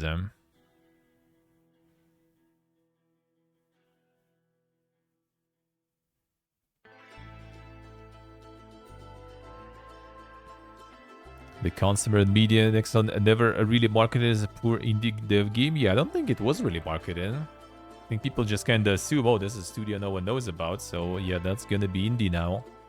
I don't think it had a label that it was indie or something. And obviously, like, you know, the, what's the name? The jury of Game Awards and stuff, I guess. Hey, Oracle. The hello. Pixel equals indie, yep, that too. That too. And Zhao singled out an Electronic Arts ad for Apex Legends. While he uploaded its use of the familiar PPG logo and content descriptor box for the ad, he noted that it is small, placed in a corner where it may be blocked by UI elements, and is so low resolution that the content descriptors in the original advertising image provided TikTok are basically unreadable. Yeah, you probably can't really see that shit there. Yeah, try to read that there. Try.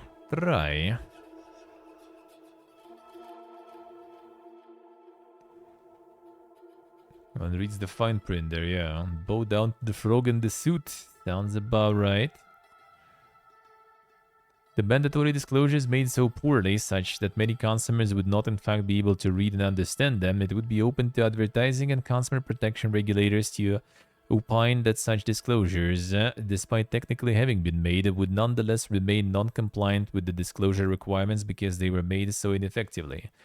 Yeah, I think we had this stuff back in the day at home with some like bank advertisements or something that they needed to get all this info like in the big readable font basically. Like it can't be in like small font.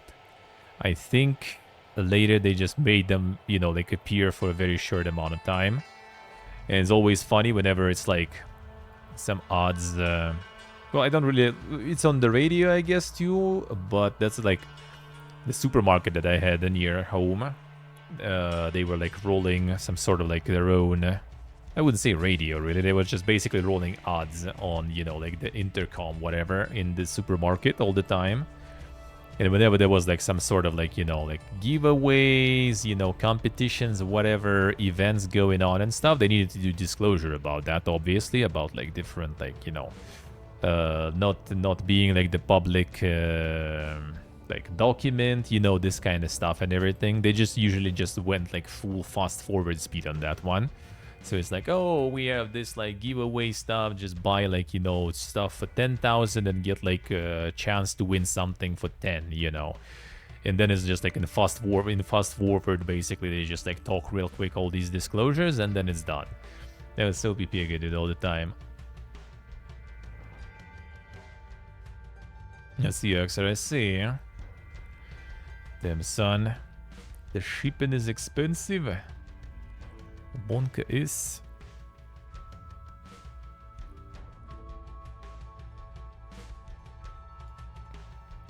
See, advertisements are being PP again. Who would have thought?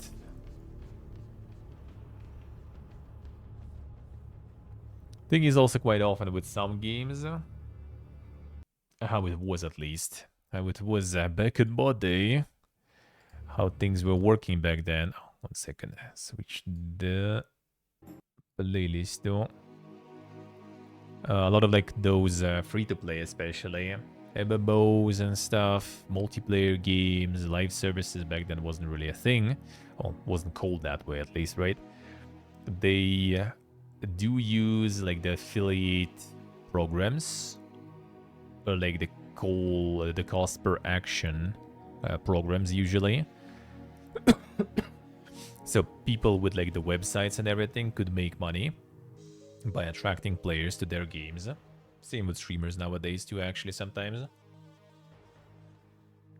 So like some of those ads, they're not even run by the company themselves.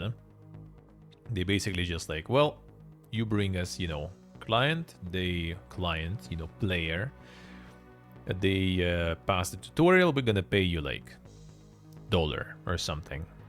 So people just like take like some random person basically with their website, or some people do like so-called like the arbitrage. I'm not sure like how probably a proper English word for that will be, but some people basically who are kind of decent at making odds and everything, they pretty much like buy traffic somewhere, or you know, putting their own odds basically. And then they putting that traffic on those affiliate links and everything, and making money that way.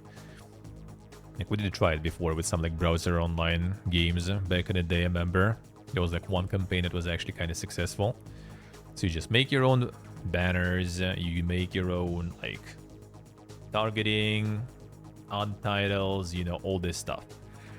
You set it all up, put your own banners there. People click, people get on the partner link, register in the game, you get money, even though like it's not your game or something. So that sometimes with odds might be the case too. Which, I mean, again, in some cases, like advertisers weren't allowing some specific like types of odds, weren't allowing using some stuff in the odds. So it's still the blame to put on the companies though.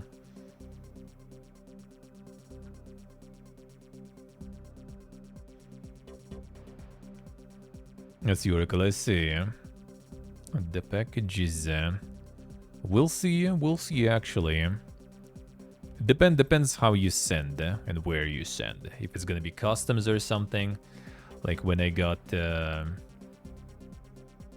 euros for the cheapest way of sending 2 kilos. Well, I got 10 kilos package from back home. That was actually a lot. That was like 80 bucks, I think. Considering there was no customs involved, it's like the customs union here and stuff. It was fast though. It was a plain, I think, delivery. And then I got like a couple of kilos or something, and that was like 10 bucks or something. So we'll see. Not sure, not sure. A couple of years back when I was, before the shit fest, when I was ordering stuff from like Amazon and everything, it was like 20 bucks or something to deliver from US. So it wasn't too bad. It wasn't too bad actually. But yeah, depends on the size and the weight. Like some things were too much. Too much. Cyberpunk 2077 Phantom Liberty sells over 5 million units. The expansion sent 5 million, alright.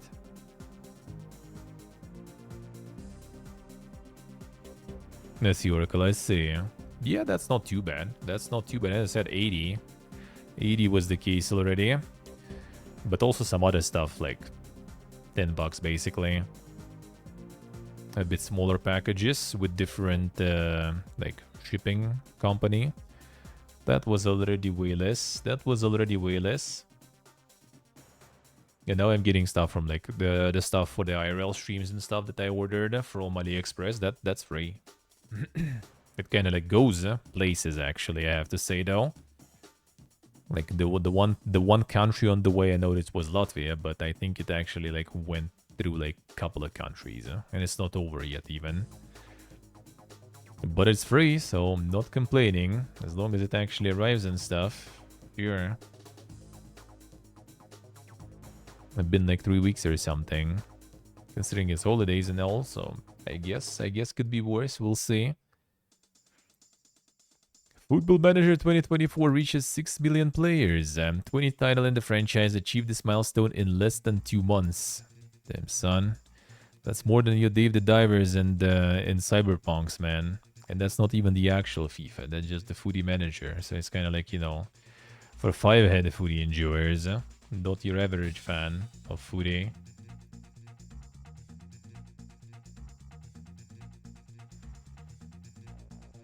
Bossa Studios lays off 1/3 of its staff. 40 employees remain focused on upcoming game Lost Skies. A list of 19 people that were affected by the redundancies, mostly in QA, what a twist again, and production roles as well as non-UK employees. Man, how much more broken shit will be released in upcoming years after all these insane layoffs when mostly QA gets killed? I mean, they're gonna like outsource all that stuff 100%, but we've already seen the results of some outsourcing with Cyberpunk, so we'll see about that. Layoffs were due to a perfect storm of events, including a number of AAA games launching after September that took away the focus from AA and indie games, increasing operational costs and delayed funding decisions across the industry for new titles. Above factors that more created a difficult situation we as developers are struggling to brave. Resulting from this Blue Moon situation, we had to make the difficult decision to reshape the studio to reflect the position we find ourselves in, and in the end of the year focusing all our effort now on Lost Skies. This means we find ourselves in the heartbreaking position of having to let roughly 1/3 of the studio go. Yeah, sorry. The giga sneezing today. Amongst them, some of our closest colleagues. Thank you guys, thank you. We're doing our utmost to support them. We would appreciate any help our industry peers can give in spreading the word about these great people, or even better, hiring them as part of your team. I'll be hard-pressed to find a better game development professional than one of these Bossians, whom we'll vouch for without hesitation. You often say that making games is hard, but nothing is harder than seeing people you admire being let go. Ultimately, we tried our very best to avoid being in this position. We are truly sorry for where we have landed. Quite the year, man. Quite the year it was. Not like they ever listened to QA. I mean, I guess. Can someone hire them, please? Yeah. A VR game studio Archiact announces layoffs, and another VR one suffering too. Developers' redundancies included staffers from its audio, IT, and QA divisions. Another QA. The Doom 3 VR edition maker. Damn, son. That's what they did, eh?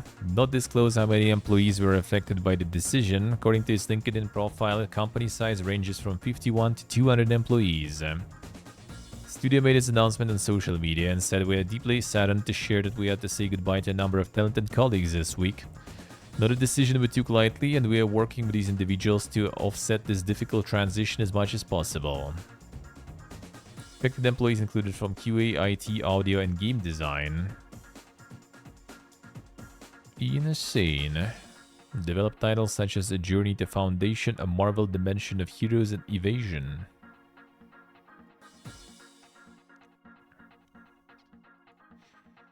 Time for layoff, Sultan. Sounds about right. Sounds about right.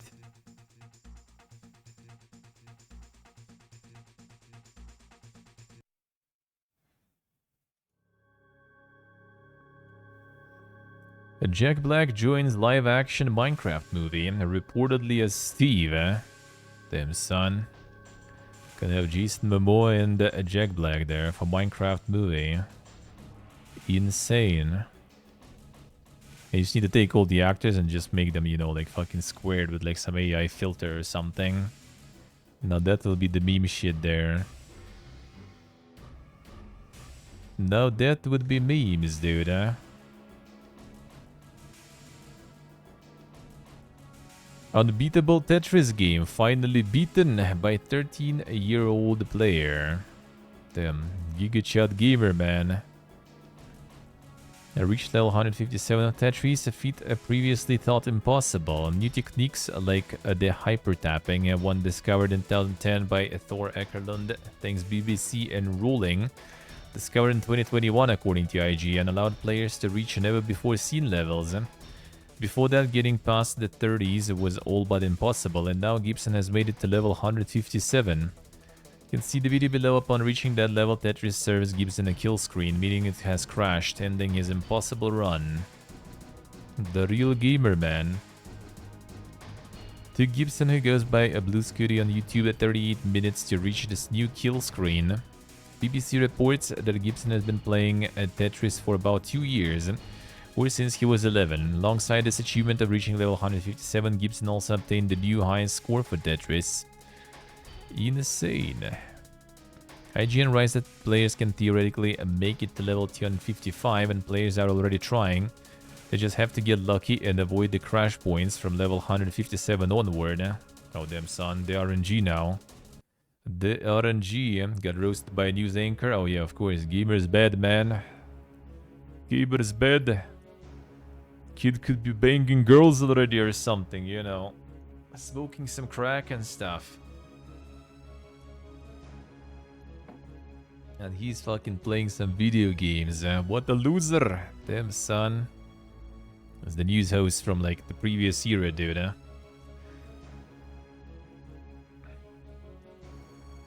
Sorta, access, sorta. True, agent, true, huh?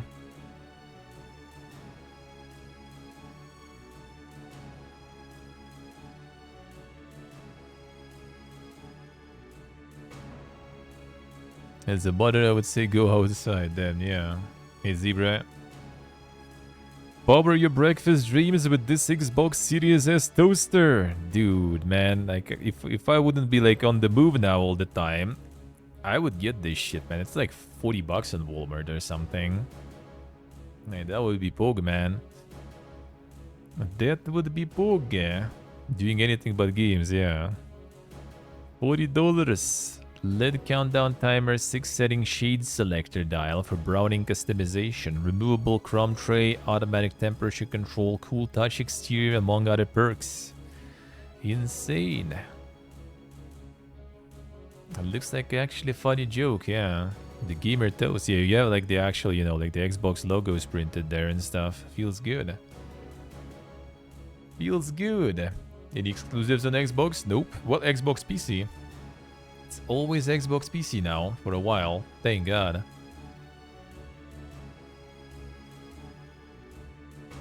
A roasting kid for doing something pretty cool, yeah.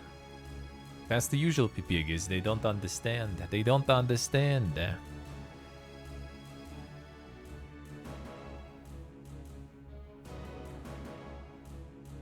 Let's see, Steve. I see. Well, see, there's different shading settings and stuff, so you probably can still find one. You can still find one. The toast is exclusive now, yeah. Obvious, we're always going there. PlayStation doesn't have the toast, dude. PlayStation doesn't have the toast.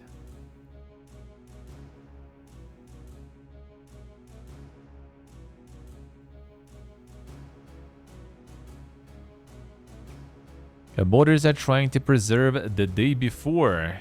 Damn, son. In an act of generosity that will ensure future generations can play the travesty that is the day before, that can be the only explanation here. Recently, it was revealed on Twitter that modders are trying to secure an offline version of the day before, the abysmal open-world survival game that was released mere weeks ago and ultimately brought about the swift closure of the studio that made it. That's quite the odds there indeed, dude. Insane. It's one of the most bizarre games to be released in recent years. Day before was a sham from start to finish. A few years of development were plagued. Well, we know the story already, dude. The day before offline crack is in the works. Damn, son. Why would you even want to play that in general?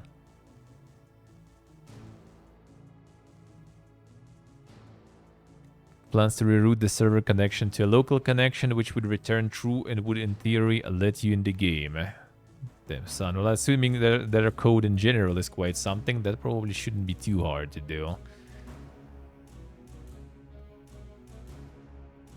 Exactly you're supposed to do offline, no idea actually. I think it just became like too much of a meme, and there's some sort of like Stockholm syndrome going also with the shit game. So yeah, probably that.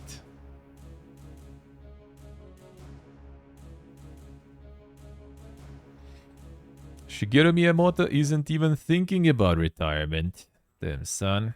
71 years of age, Shigeru Miyamoto continues to innovate and entertain generations of Nintendo fans. Working since 1977 there. What a guy. More so than retiring, I'm thinking about the day I fall over. In this day and age, you have to think about things in a 5 years time span. So I do think about who I can pass things on to in case something does happen. True, Steve, true. True.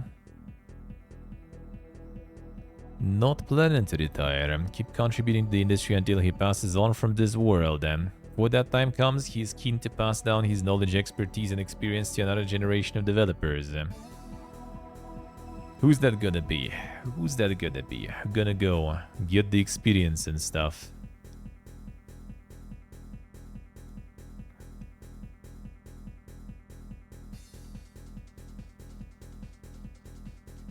The finals, innocent players are being banned by mistake.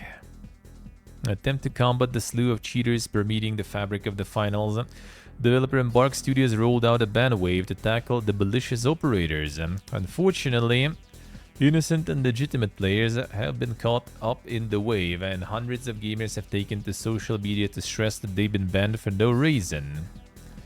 This includes streamers as well as the average player, all of whom have been impacted by what appears to be an indiscriminate or at the very least a poorly tuned automatic ban algorithm. But don't panic, Finals was shadow dropped less than a month ago and had already enjoyed a prestigious rise to fame. Yeah, that we know.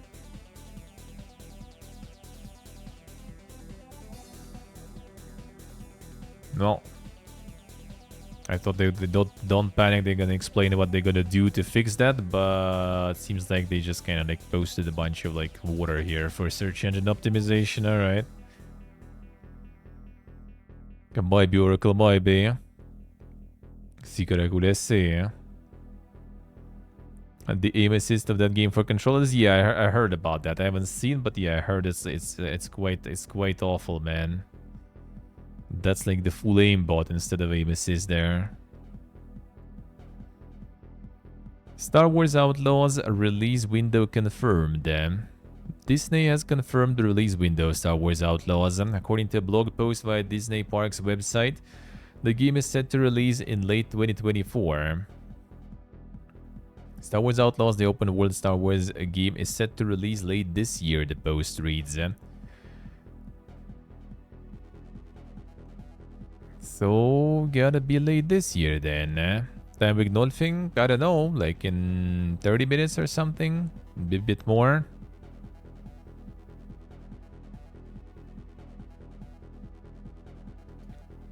So, late this year, apparently.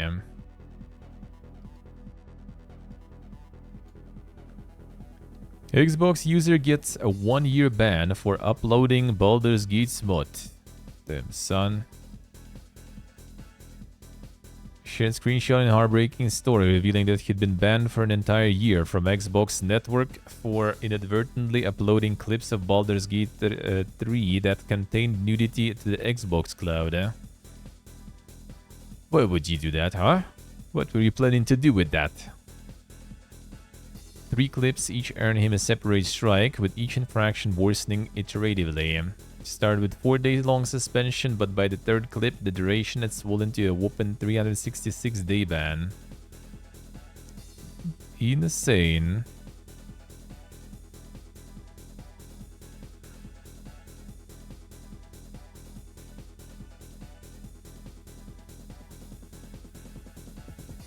Did the clip there, Zebra? I see. After reviewing your inquiry, we have found the enforcement to be warranted. Some dumb reason to ban especially was from the game. True. But yeah, looks like they're not walking back on that. I think even like Larian posted that they're gonna like figure what to do with that. We'll see, I guess.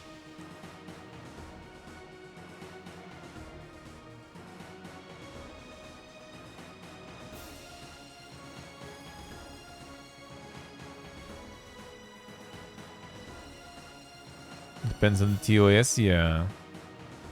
The new McDonald's promotion for Multiverses reveals a new character renders. Damn, son. The McDonald's Multiverses. Wonder Woman, Harley Quinn, and Garnet. New promotional below. Yeah, I sure see them. Sure see them, and now I think even like browser fucking died. Oh, there we go, they load in. Took a while there, I guess. Multiverse is still going, I guess. I guess it's still somewhat alive.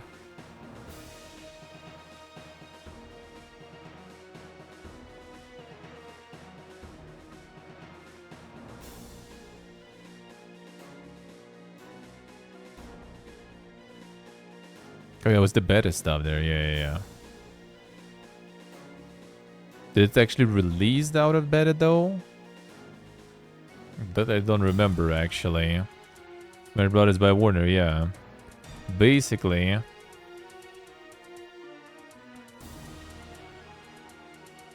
True is when true. All part of the multiverse.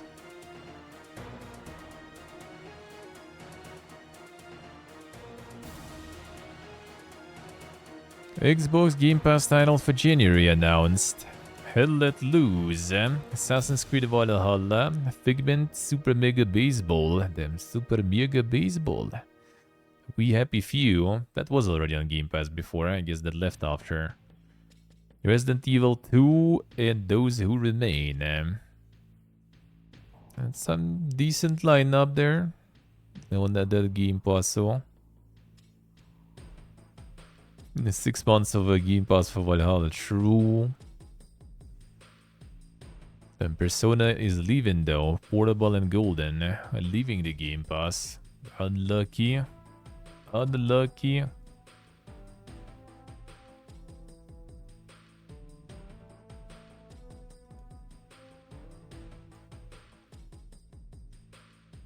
A new Nintendo Switch might be a Switch Pro rather than a Switch 2.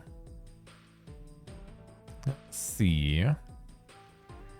console will be not gonna be all that revolutionary. Instead, it'll appear to be more like a pro model than something major. Next system is also likely to be an iteration rather than a revolution. Nintendo might add some bells and whistles to the device, but it will be similar to the current Switch. Well, I mean, that's what they so far doing, though, with like OLED and everything. There's also belief that games will move to $70 price point, which Nintendo started to do with Legend of Zelda Tears of the Kingdom. Well, that I'm pretty sure. Company said the price point will be on a game-by-game basis, as opposed to one price fits all model.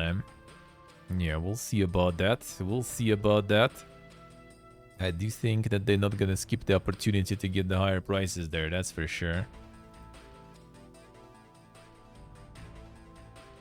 See is when I see. The Astral Chain, damn right, and yeah, it's been a while, it's been a while. Don't give them ideas, this one. They might. Get every Star Citizen ship for just $48,000. Damn, son, the steal. At one low price of just $48,000, you can be the lucky owner of every ship in Star Citizen, game that has been in development but has been playable for more than a decade, since raked in far more than $500 million. One of the most valuable projects in gaming history, and for more than 10 years, and it's called itself home. Okay, like the search engine optimization copy there is like, dude. The Legatus 2953 bundle. Head of all others, this definitive armada is an equal match to the noble title of a Legatus Navium, comprised of over 175 vessels from every manufacturer of note. This perfect collection, including all ships released and concepted through 2953, empowers every fleet commander to forge a lasting legacy, leading humanity towards a brighter future. Man, if you give me $48,000, you will be leading at least me to brighter future. Not sure about humanity, but still, probably still better than giving it to them. That's like an apartment or something, in some smaller countries at least. Actually, it's 58,000. Holy shit, it's like with taxes and stuff on top. This bundle only available to those who already spent 10k. Holy shit, alright. Well, I mean, they already have like the sunken cost fallacy going and stuff, you know. It's time, man. I already spent 10,000, might as well just drop more. Why not? Why not? We're going all out. It's an investment, man. You will sell it later. All those ships in game, you know. PlayStation confirms Silent Hill 2 Remake and Metal Gear Solid 3 Snake Eater will release in 2024. Confirmation came with a new post on what to expect this year on PlayStation blog. All featured titles scheduled for release in 2024 at the time of publication, Sony says at the bottom of the post. Release timings for unreleased titles may be subjected to change and can vary by region. Please check with the relevant publisher for the most up-to-date information. So it's not exactly 100%, but for now we expected that for this year, I guess, already.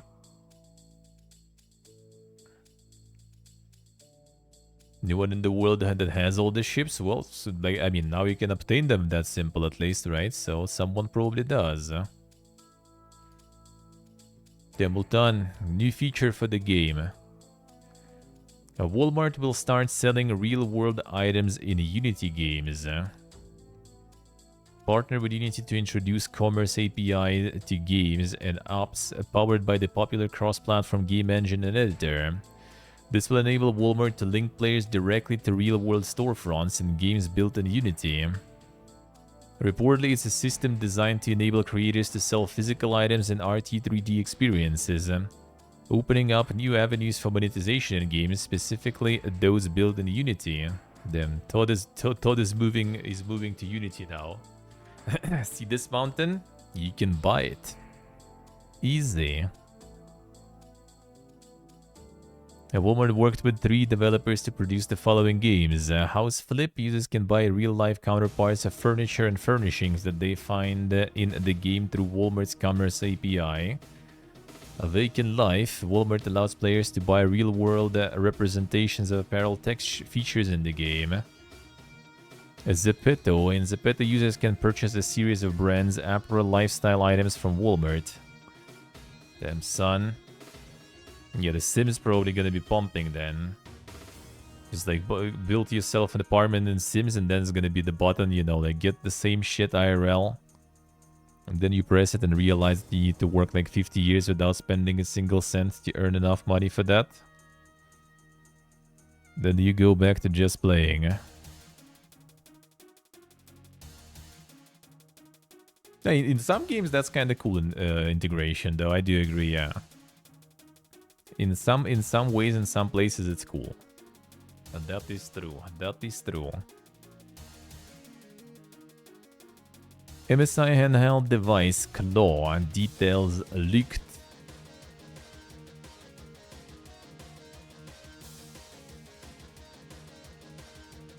Only just officially teased their new handheld device yesterday, and now already leaked. Planned to announce more at CES 2024. No, there it is apparently, I guess.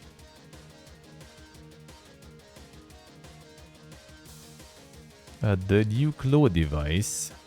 Need some like reference for the sizes and stuff, I guess.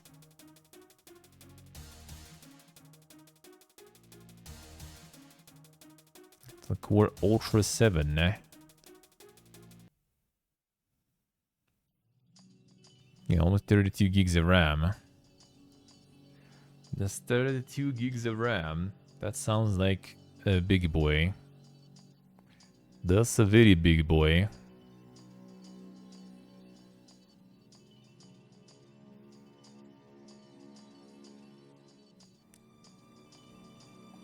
Core Ultra 7 processor and ARC graphics, actually. Alright. Is the ARC graphics any good, though? I don't think I heard a lot of praise to that, so I guess we'll see about that. I don't think like exactly the memory is the main... is currently the main sort of like, you know, bottleneck for the handhelds, though. I don't think it is, really. But we'll see, I guess. But the alternative Steam Deck again. There was Lenovo one. There was like, what, Asus one or whatever. So everyone is making their own now. More Monster Hunter Wilds information coming this summer.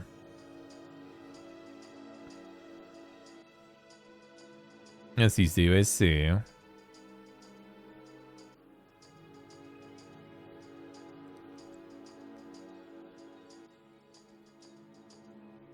Announced Monster Hunter Wilds and have received a lot of positive feedback from all over the world at the end of last year. Thank you so much to all the fans for your support and excitement.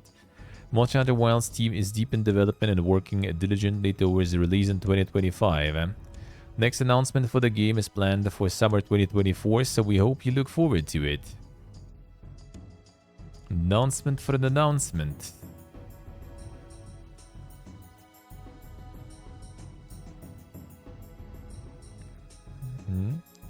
It do be like that nowadays, then. It do be like that nowadays,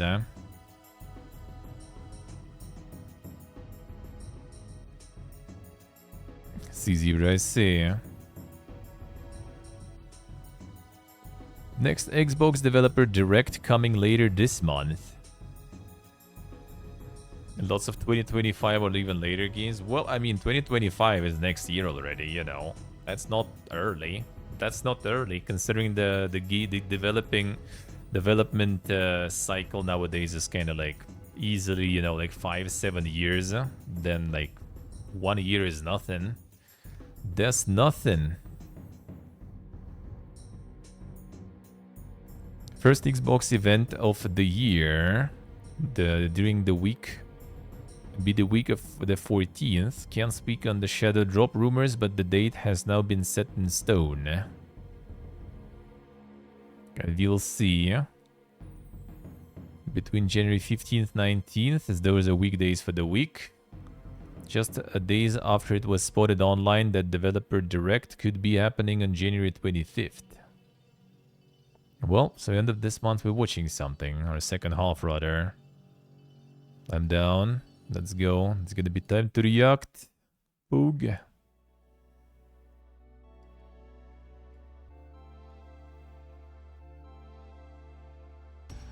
Like with Blade, yeah, with Blade I feel like they announce stuff like very early because they have nothing to show.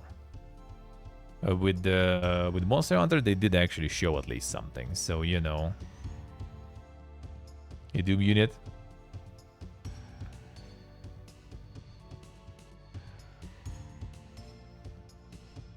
No idea, Steve, no idea. We'll see.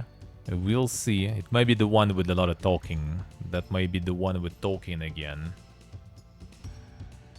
There's a Halo tabletop game coming from Amantic Games. Based on concept of miniatures, it will be launching in September 2024 and will boast mini Spartan figures that bring Halo multiplayer battles to life. Being touted as an expertly crafted team combat game experience. More tabletops, man. Tabletops, like everything gonna be a tabletop probably soon already. That market is pumping still. And the prices on those are insane. Thrilled to team up with Mantic Games to bring a new Halo tabletop game to fans in 2024. Mantic is a leader in tabletop gaming and their quality and experience show in all their work. Most excited in this case about their passion for the Halo franchise and for bringing Halo gameplay to tabletop gaming in an incredibly authentic way. The life in the tabletop, yeah. Do it. Do it.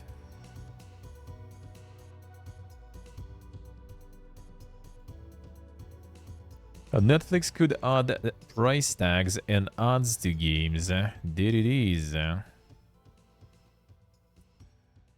Got the GTA on board and stuff.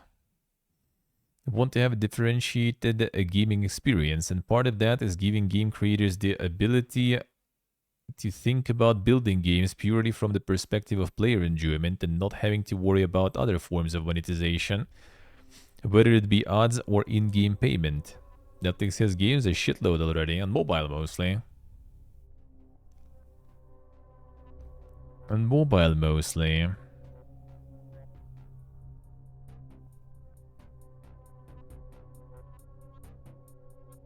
Looking for ways to monetize the popularity of its gaming platform. I think actually popularity wasn't even like that crazy there. Price tags, in-game ads, and microtransactions. In-game ads. So basically, like they made some platform and you like subscribed and you just can play video games, and now they just made it into another like app store pretty much at this point.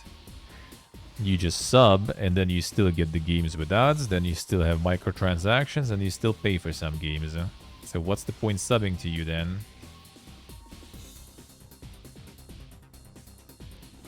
Why not just get them from store? Hi-Fi Rush is coming to Nintendo Switch, it is claimed. I mean, with these stylized graphics and everything, I think that's actually kind of decent platform for it, I guess.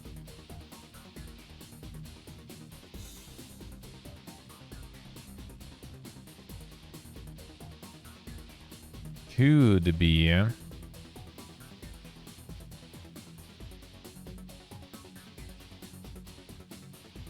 It's all again like the rumors and the rumors, but yeah, I feel like that actually kinda. Why not? Why not? Sounds about right. Netflix has everything. Yeah, I guess. Yeah,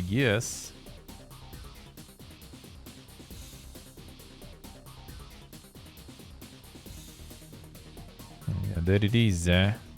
Bad World begins Steam pre-registrations for this month's relaunch. So yeah, there it is.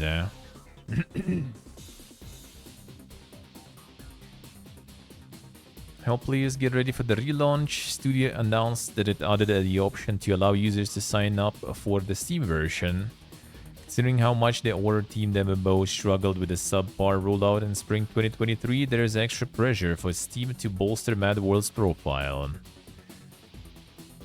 Steam membership media has been newly added, and once you've signed up, you can enjoy the game with the new server opening scheduled for January 25th. Pay a lot of attention and we look forward to your participation as a pre-registration event is currently underway. So we will be able to get this stuff that was supposed to be out last year actually. But they had some issues with launching on Steam. So it was delayed. Now we're gonna get the Dink stuff going. Oh, that's all the cinematic stuff there probably.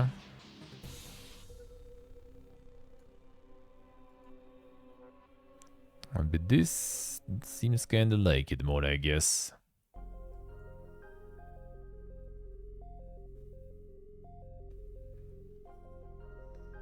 So we'll see. Maybe I'll pay that a bit of a visit. Maybe. If that will actually launch and work properly now. I don't know how bad it was like outside of Steam release though. How good, huh? Considering we haven't heard about it much, then maybe not super good, huh? But yeah, now with the Steam release, maybe it will be time to give it a bit of a visit there. Might have some sort of like ARPG Ragnarok Online feels to it a little. With the way the dang style. Maybe.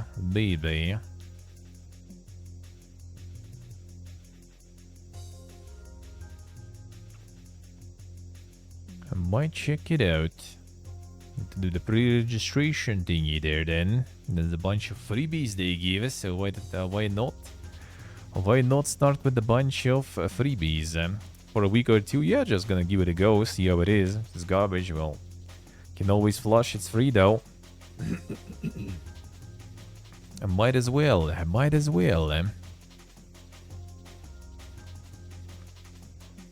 You will got 500 hours there. Damn son. Looks unique enough, yep.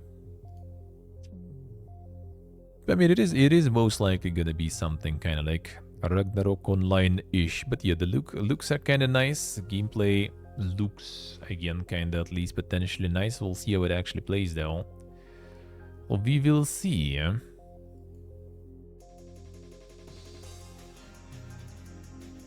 Got the pig pet again, I see. There is some wolf only. Not sure about pigs. We'll see. Some boss fights and everything. We will see. What was the main thing there? Oh, you freely change your class there. Skills based on the weapon of choice, which becomes your class. So you can switch classes there.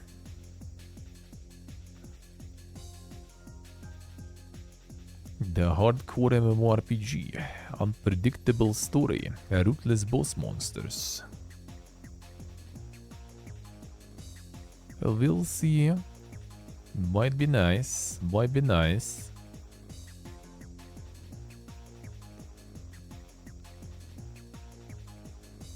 A few big MMO releases this year. What are we getting there? What's releasing this year?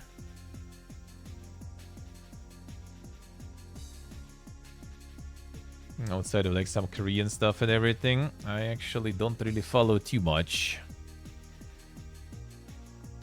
I don't know any big ones there.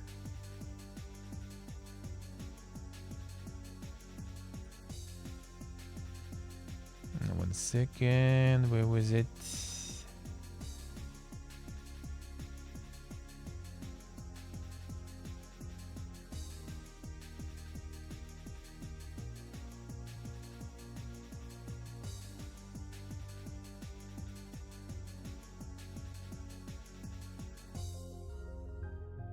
Alright, this one. Yeah, this one is pumping now, I guess. Isn't it? Digital showcases help make A Little to the Left an indie hit. Max Infernon's secret mode recount the journey of the cozy indie game with 1 million sales. Yeah, that one actually was like on a whole bunch of the showcases for sure. Sealtown, that's what you need to do. Just get yourself on the digital showcases. Easy. Easy life.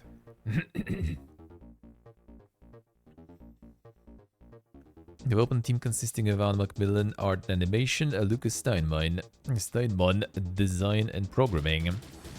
So that's a game jam concept. It was expanded upon and added to itch.io, where it frequently found itself at the top of the charts.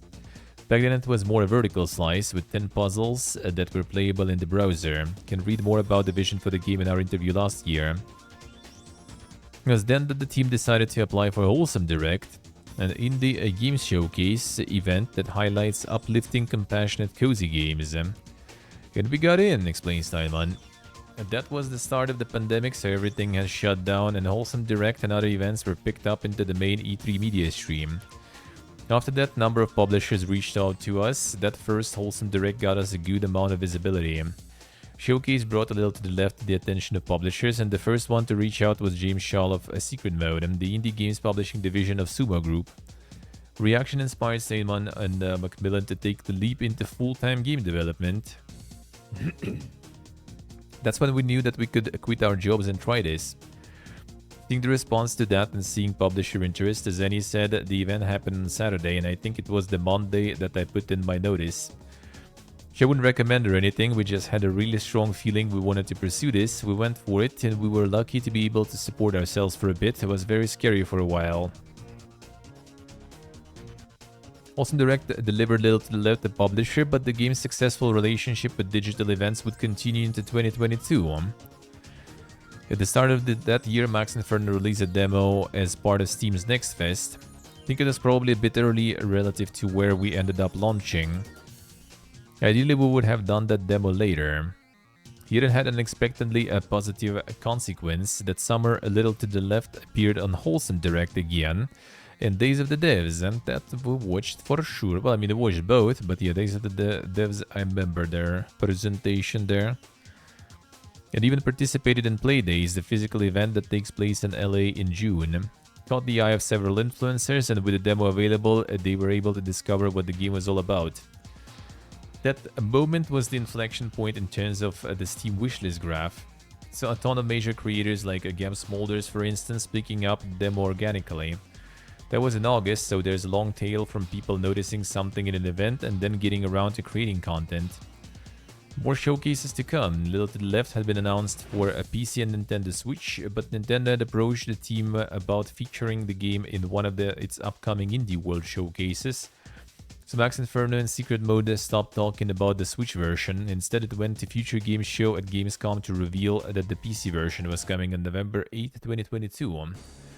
We couldn't unannounce the Switch version. You can put the toothpaste back in the tube, but we refocused to talk about PC primarily. Nintendo's Indie World was scheduled for November 9th, and the game was planned to launch on Switch in December. However, Max Inferno had managed to get the game ready well in advance, and so the team decided to showcase the Switch version at the Indie World event and launch it at the same time. Released on PC and then Switch the next day, and the complement for those two launches just fed each other. All the creator coverage that we planned for the PC launch fed the Switch launch at the exact same time. Secret Mode has used a bit of influencer marketing to boost the game around launch, partnering with Gab Smolders, who had organically played the game back in August, on some sponsored content. And the game became a real hit on both platforms, shifting 200,000 units by mid-January. Partnership with Smolders would pay off in an unexpected way too. By the start of February, the game's sales jumped to 300,000 after another influencer discovered the game. Initially saw a little to the left when Gab Smolders decided to play it on her channel, says TikTok and YouTube creator Jacob Forster, who up until this game was best known for playing horror games. Been a long time viewer of her channel before I even started my own content creation journey, as she happens to play a lot of similar genres that I focus on as well. Typical way of discovery for finding games is a bit of mix between in-depth research, shaking Steam and itch.io's new and or trending tabs. Damn, that's in-depth. And some serendipity, though I had seen a little to the left in passing on Steam post-release, but after seeing Gab post a video about it and seeing an occasional clip of the gameplay pop up on my TikTok For You page, determined that it would be a great fit for my channel and would have an opportunity to get above average engagement for clips on TikTok. Then that's how you pick the games to play, man. As long as it gets above average engagement. Yes, yeah. One thing that's also pretty fun when I'm watching streamers and the responses in the chat, a lot of people who are engaging with that type of content, they get frustrated with watching somebody else do it and they're like, I just want to do it myself. Forster said that a little to the left with its simple style is ideal for TikTok because it didn't require any explanation or a tutorial to work out what's going on. And people watching the videos inevitably end up playing it themselves by working out what the creators should do. I actually sat on the game for about a month before recording it because it was a bit far off from my regular content, but I eventually decided to jump into the game when I really sat down and thought of the potential that the TikTok clips could have with this game. Made it a bit easier to take that risk for myself, damn son. Yeah, Gastubone. Hello, sir. Yeah, Forsen probably would enjoy this game too. Little to the left is continually updated. First, the team have been making daily challenges, called the Daily Tidy, designed to keep people coming back regularly. Why? It was definitely inspired by Wordle, and on one side we did it for player retention, but on the other we just wanted to... It's a game about being observant and slowing down a little bit. It's about that, a reprieve and saying I feel like taking a little break and seeing what the Daily Tidy is today. People have played over 365 days, and we see a very strong daily active users, and I think that it's bolstered by the fact that people check in and there's not much of a requirement on your time. Maybe 30 seconds or a minute, they are relatively short. There's also been the Cowboys and Drawers DLC, which arrived in June. All of these extra updates on the challenges have allowed Max Inferno to keep experimenting with new ideas, but also adapt to that the players seem to like. Surprised there's quite a few people who get really angry at the cat. Lost Macmillan. Stamonod, it's interesting how some of the puzzles that have always been kind of my favorites haven't necessarily resonated with others. Really cherish the types of levels that are a bit more conceptual and are a little more weird. That's really hit or miss with larger audience. That's not a problem, to be clear, it's almost to be expected.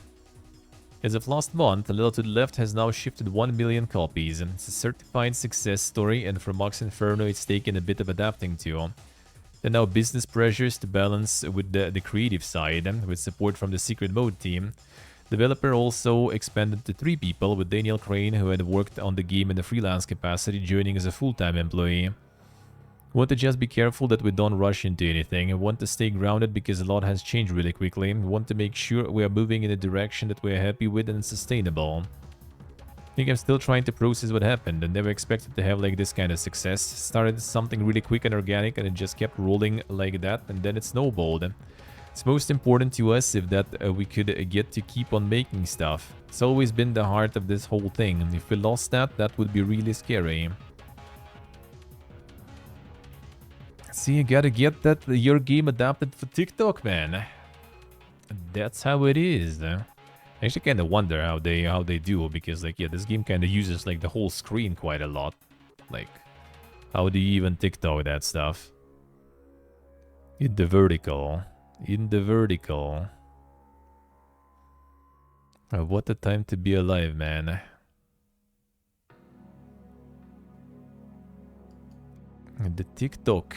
It's all about the TikTok-friendly games, dude. That's how it is. But yeah, I gotta pick stuff up so it works well, you know. That's how it is. That's how it is. Sadly, in general, kind of works like that for many people. Alright, 1 second, let me check here. Whoop. And let's see. Add all this. Add this. Grab this. No, we didn't. Okay.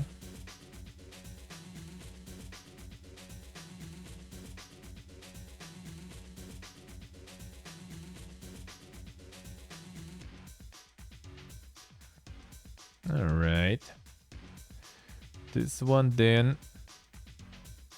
Dude, get out. 3D Realms and Sleepgate may have been hit with more layoffs. 3 days into New Year, another one. Yeah, they already got like at the end of the last month, they already got some layoffs. More layoffs fallen developers. Sleepgate are in works and 3D Realms. X-Staff confirmed on social media that they've been let go as part of mass layoffs. Time of writing, it's unclear if this new round of reductions are wholly new or continuing on from the ones that took place in mid-December. Incredibly sad, another big axing of devs at Danish 3D Realms Sleepgate this morning. Wrote 3D Realms founder Scott Miller. He added the studio's 2 upcoming projects, Core Decay and Combustion, are on hold. However, Miller noted the Core Decay's lead developer was let go, which may indicate both are now cancelled. Status of the other projects like Tempest Rising and Phantom Fury are currently unknown.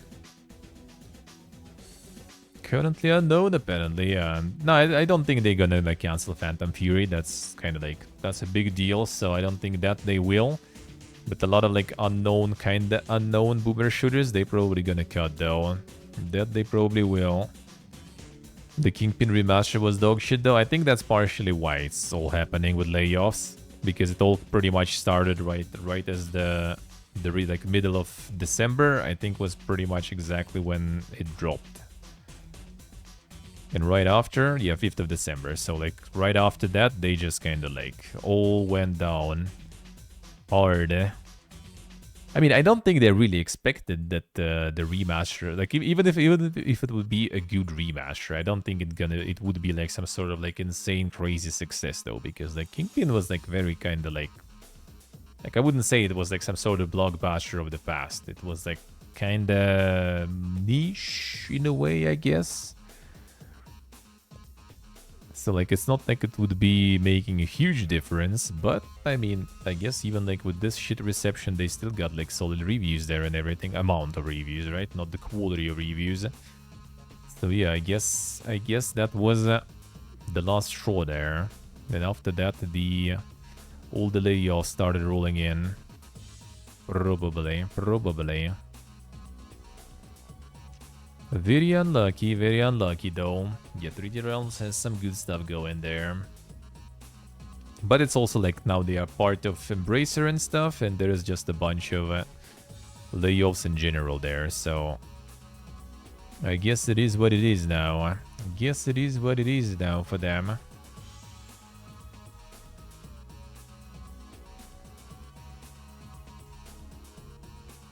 And a Daggerfall Unity 1.0 release is now available.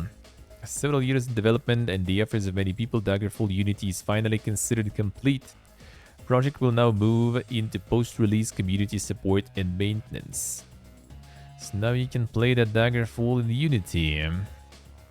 We'll get to that at some point. Maybe we'll get to that at some point. There's a mods for that now too. There's like a bunch of mods available for that also. And it's pretty much free because you can just go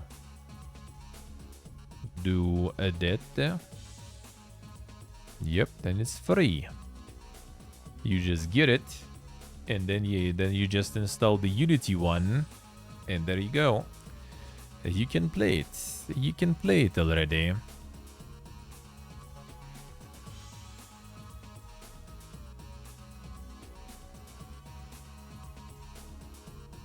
GOG Unity version in their store. That's called like GOG Slice, I think, or something. And apparently it's already outdated and stuff. They're not recommending to play it. Unless they updated it now recently. But I think it's still the same kind of like old Slice there. And they're not recommending... Well, I mean, it's not them. I think it's just kind of what GOG or someone on GOG added. I'm not sure. So it's GOG problem there. Why would you play it instead of the OG? Well, I mean, because it runs good. Yeah, there's GOG cut, it's called. So that one is apparently Not Poga. Well, I mean, probably wasn't updated since release. I mean, it's probably because game actually runs.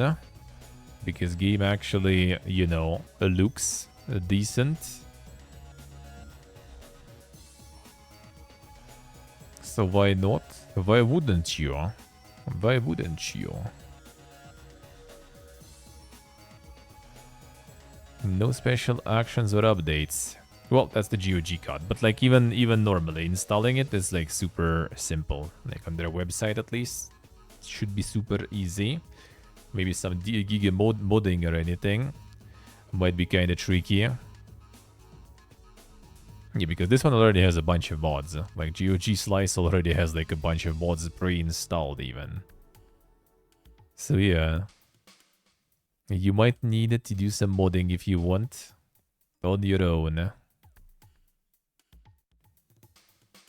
Wait, what do we even call it that? It doesn't say.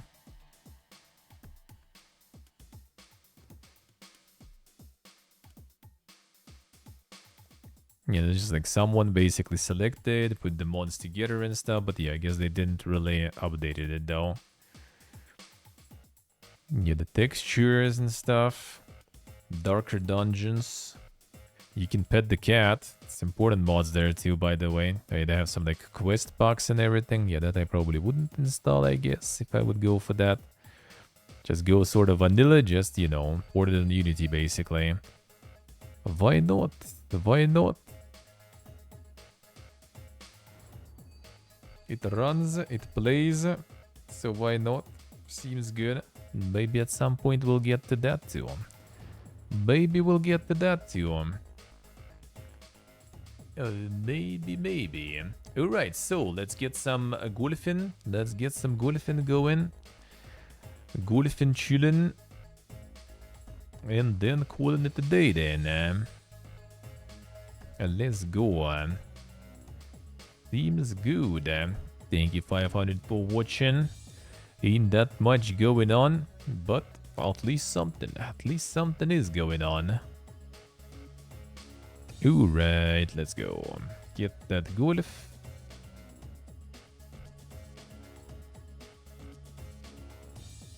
Launch it.